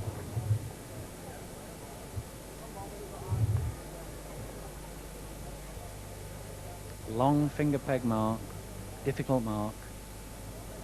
The jack about 6 yards from the corner. Pace looks right. Might be a yard by if it runs, but it's not a bad ball there on that mark.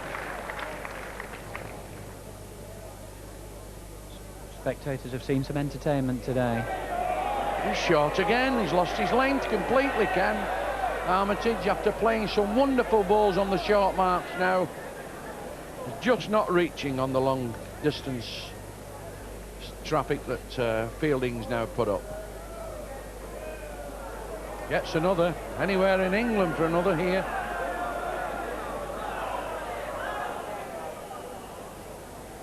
Well, it's not as near as his last, but it's balking. Ken has to play a perfect length. Has he reached? Has he reached, or is he going to leave them?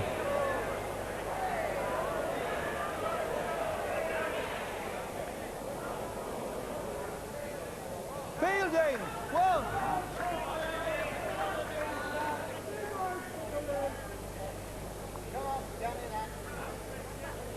Peter Fielding now within one end of catching Kenny Armitage.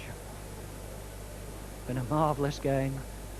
Fielding 11-7 up, then shortly afterwards 18-11 down. Now he's 16-18, a game of runs. Fielding into this corner. Just played two fairly good balls down here. Looking for another, and Armitage played short, so he's going to have to start reaching because Fielding's played another good ball. Yes, yard off the jack, but it's come a long way. It'll take a good ball to lick it.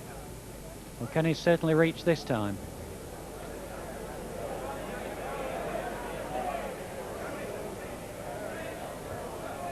Won it. Stop the rock with that one. Fielding now got to come in and beat that. Ball comes down the hill. Might peg over the top this.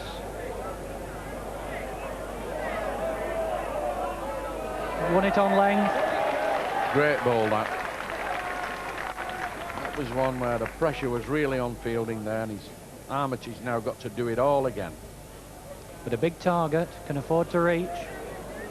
His turn to be just over the top. Fielding! One!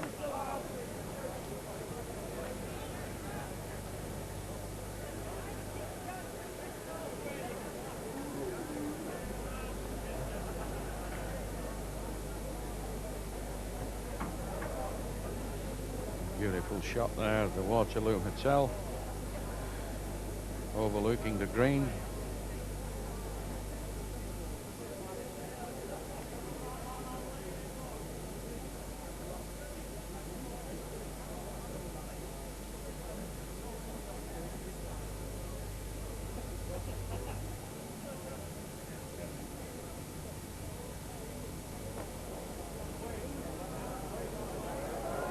Well, he's played one. Fielding.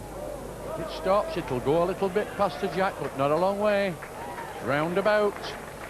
A good ball there. Difficult territory, that. Armitage has got to find one here. Stop Fielding. This one's doing the trip. No doubt. Miss all, it goes out.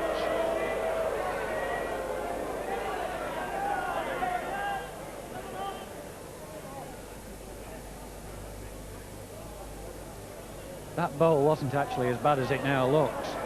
It was an inch narrow. This jack's is in a difficult place. These are two good bowls. Favourite to count these bowls on this mark. It'll be a brilliant bowl from Kenny if he beats them. Yeah. He's on the way. His length looks better. Can he stop? Can he miss it? Oh, he's run smack into it. May have left a double. That'll be the big tragedy. Certainly got one. Nobody's happy. Pegs, please. There's been some tipsters there shouting that Fielding's got two, but you can't really tell from here. Terry Ashcroft very wisely has not committed himself at all. Armitage hoping that if the worst comes to the worst, it's one. On here. Very important measure this. If it's two, he's 19. They're on it. Two.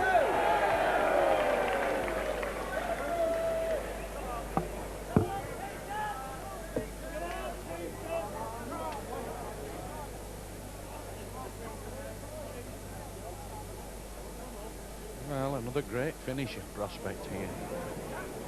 Fielding set off like a train, came off the rails early on in the match. Ken Armitage showing everybody how to play short marks on this green by wrapping them round the jack. Now finds himself in danger of defeat.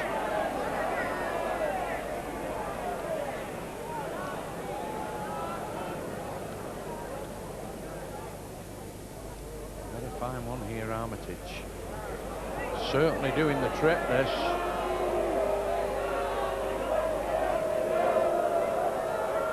Gone out.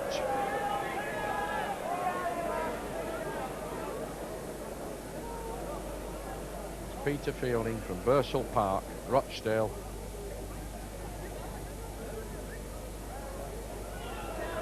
Former semi-finalist, could lie game here. This is better than the first. Reeling this, as long as he doesn't touch the jack. Just gone through, but it's counts another. Lies game. Armitage has got to save or win at this end. Got to run. Got to run. Might win it, this. Might win it. Won it. Good ball. Under very heavy stress there, Armitage. That was a real one. Had to dig one out there. Everybody being there and cheering Fielding on. You can imagine the pressure, but just kept his cool there, Kenny Armitage.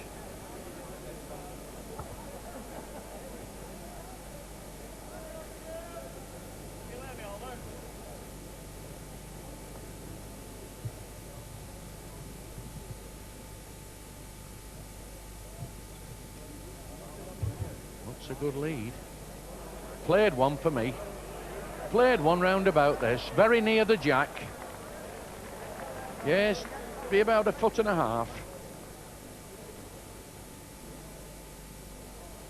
This is where he did Fielding early doors. This has got some sort of a chance, I'll tell you that. This can't lose this. This is an absolutely cracking ball. Somebody said it's give up. To me, it looks like the winner. Just like the last ball. Yes, gone in. That's the ball on the left, just taxied round the top and fell over right. Oh, it might be tight. He'll have to tap it. You go round the back, he'll not win it now. Gone out. Now Fielding wants the same ball, but he'll have to be careful not to touch the short wood.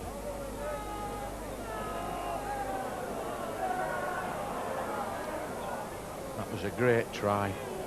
Another foot in that ball, he'd have been home and dried. Kenny Armitage had a good long look at that end, but he's conceded. Fielding counts the chalk.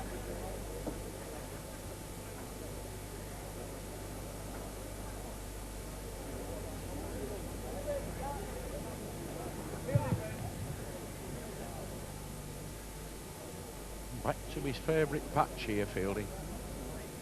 If he wins this match, this is where most of the breads come from. The crowd are tipping this to be in with some sort of a chance, and he's led one.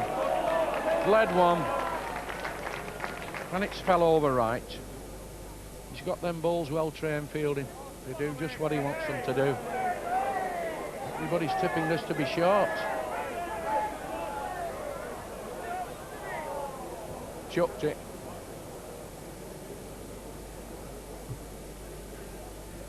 Happen here with Fielding's ball. He's after it now, trotting along, looking to get another. Wants one round the back. A counting ball if possible, but he's not done it. Armitage asking if he's only one. I think he might smack at this. Got to hit it. No, he's played. He's trying to sit it out. If he sits it out clean, he'll be up. A big cheer there if it gets it, but I think he's to back. He's pegging his head off now. He's gone through the gap. Oh, unlucky ball. But Fielding played really well at the back after getting behind and beats Kenny Armitage after a tremendous match, 21-19.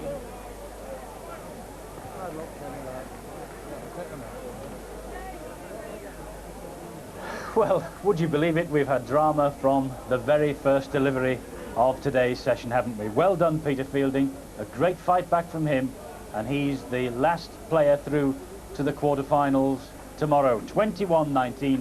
He beats one of the favourites, Armitage. Mike Leach, down from the commentary box. You must be as breathless as the players after all this.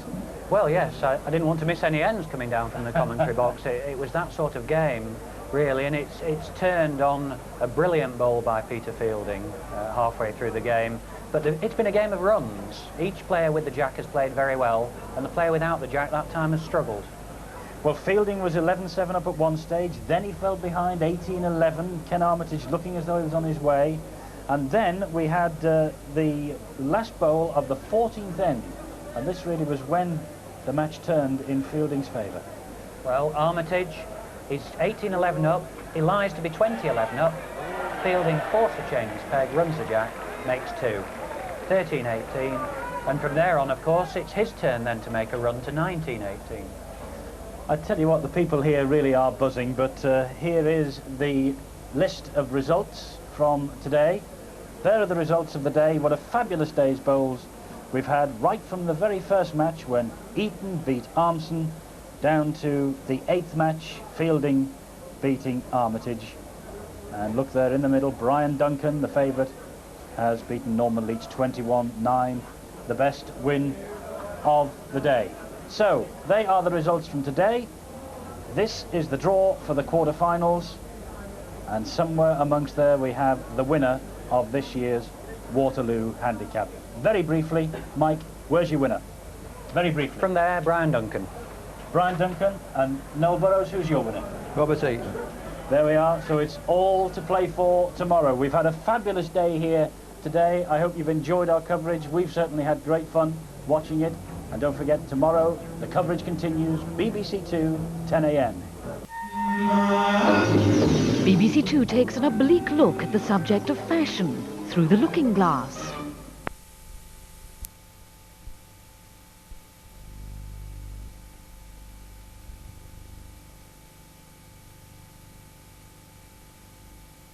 To God's own land, I recommend that you meet an Aussie, or crack onto one as we put it. You'll also find us unnaturally friendly. G'day. No worries.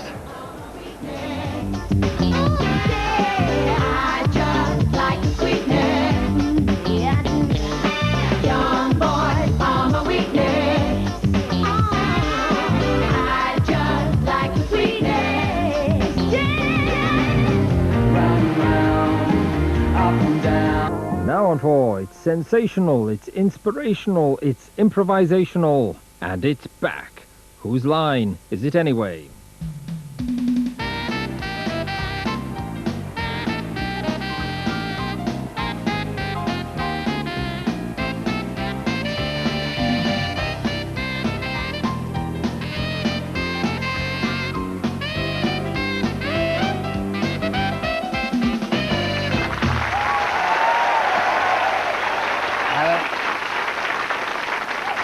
Hello and welcome to Whose Line Is It Anyway? And this special Anglo-American Friends Across the Ocean edition, we welcome, first of all, oversexed, overacting and over here, Greg Proops.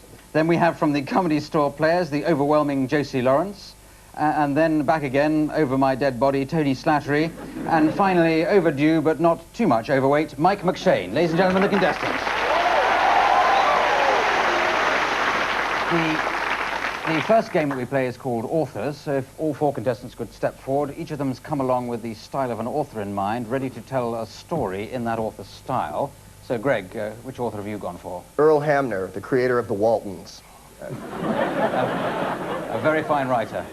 I'm sure he was in his spare time. Josie? Samuel Taylor Coleridge. Samuel Taylor Coleridge, jolly good. Tony Slattery? In the style of the person who writes an air hostess training manual. I thought that was Samuel Taylor Coleridge. And Mike McShane? The Rosetta Stone. Right, okay, now All translations.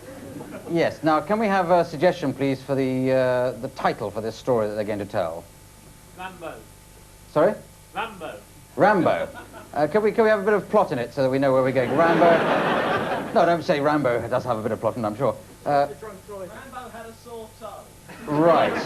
Rambo had a sore toe and he was stopped for drunk driving. That's I think that combines it all. I'll buzz when we've had enough of you, Greg, and we'll move along. So away you go. Billy Joe and Bobby Sue and Truffles, the pig, all lay around the farm. It was a depression, so we had to eat dirt clods with warm water. Suddenly, Sylvester Stallone drove up, bobbing and weaving the whole way. We couldn't tell he was drunk. Thus spake the ancient John Boy, his voice all filled with woe, and round his neck did carry the corpse of one Rambo. In the event of Rambo's biceps exploding, his liver and most of his internal visceral organs will be situated there, and there.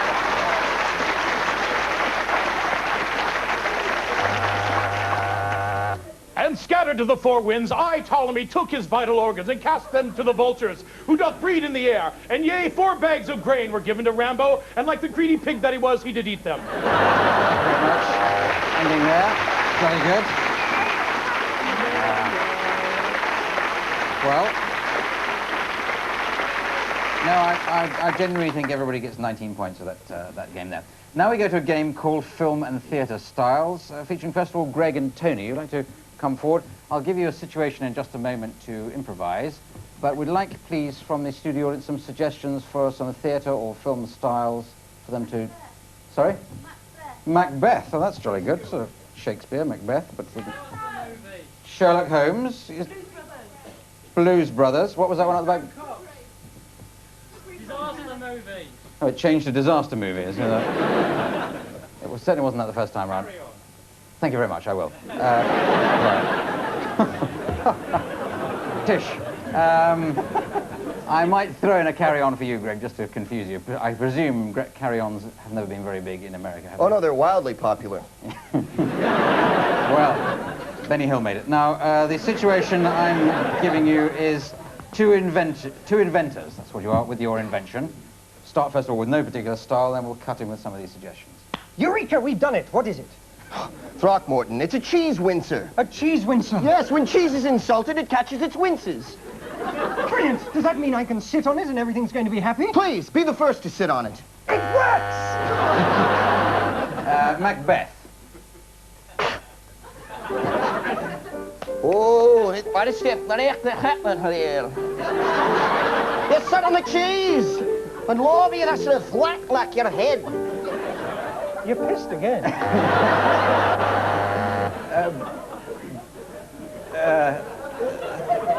Certainly an interesting part of Scotland. A disaster. Oh my God, it doesn't work after all!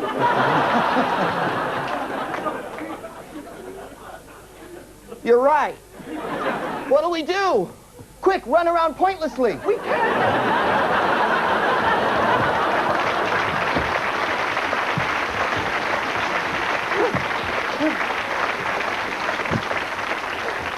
It's either an earthquake or I'm developing a nervous muscular disease. I don't know. Let's end with Tony doing a carry-on movie, and if Greg, could you do a cookery program at the same time? So, this your invention then? I'll just go and... oh, sorry, didn't mean to, sorry. When you're using the cheese wincer, always remember, keep your knuckles away, for it'll grate those little bastards right off. Not so little from what I've seen. Okay, let's end on that. Thank you very much.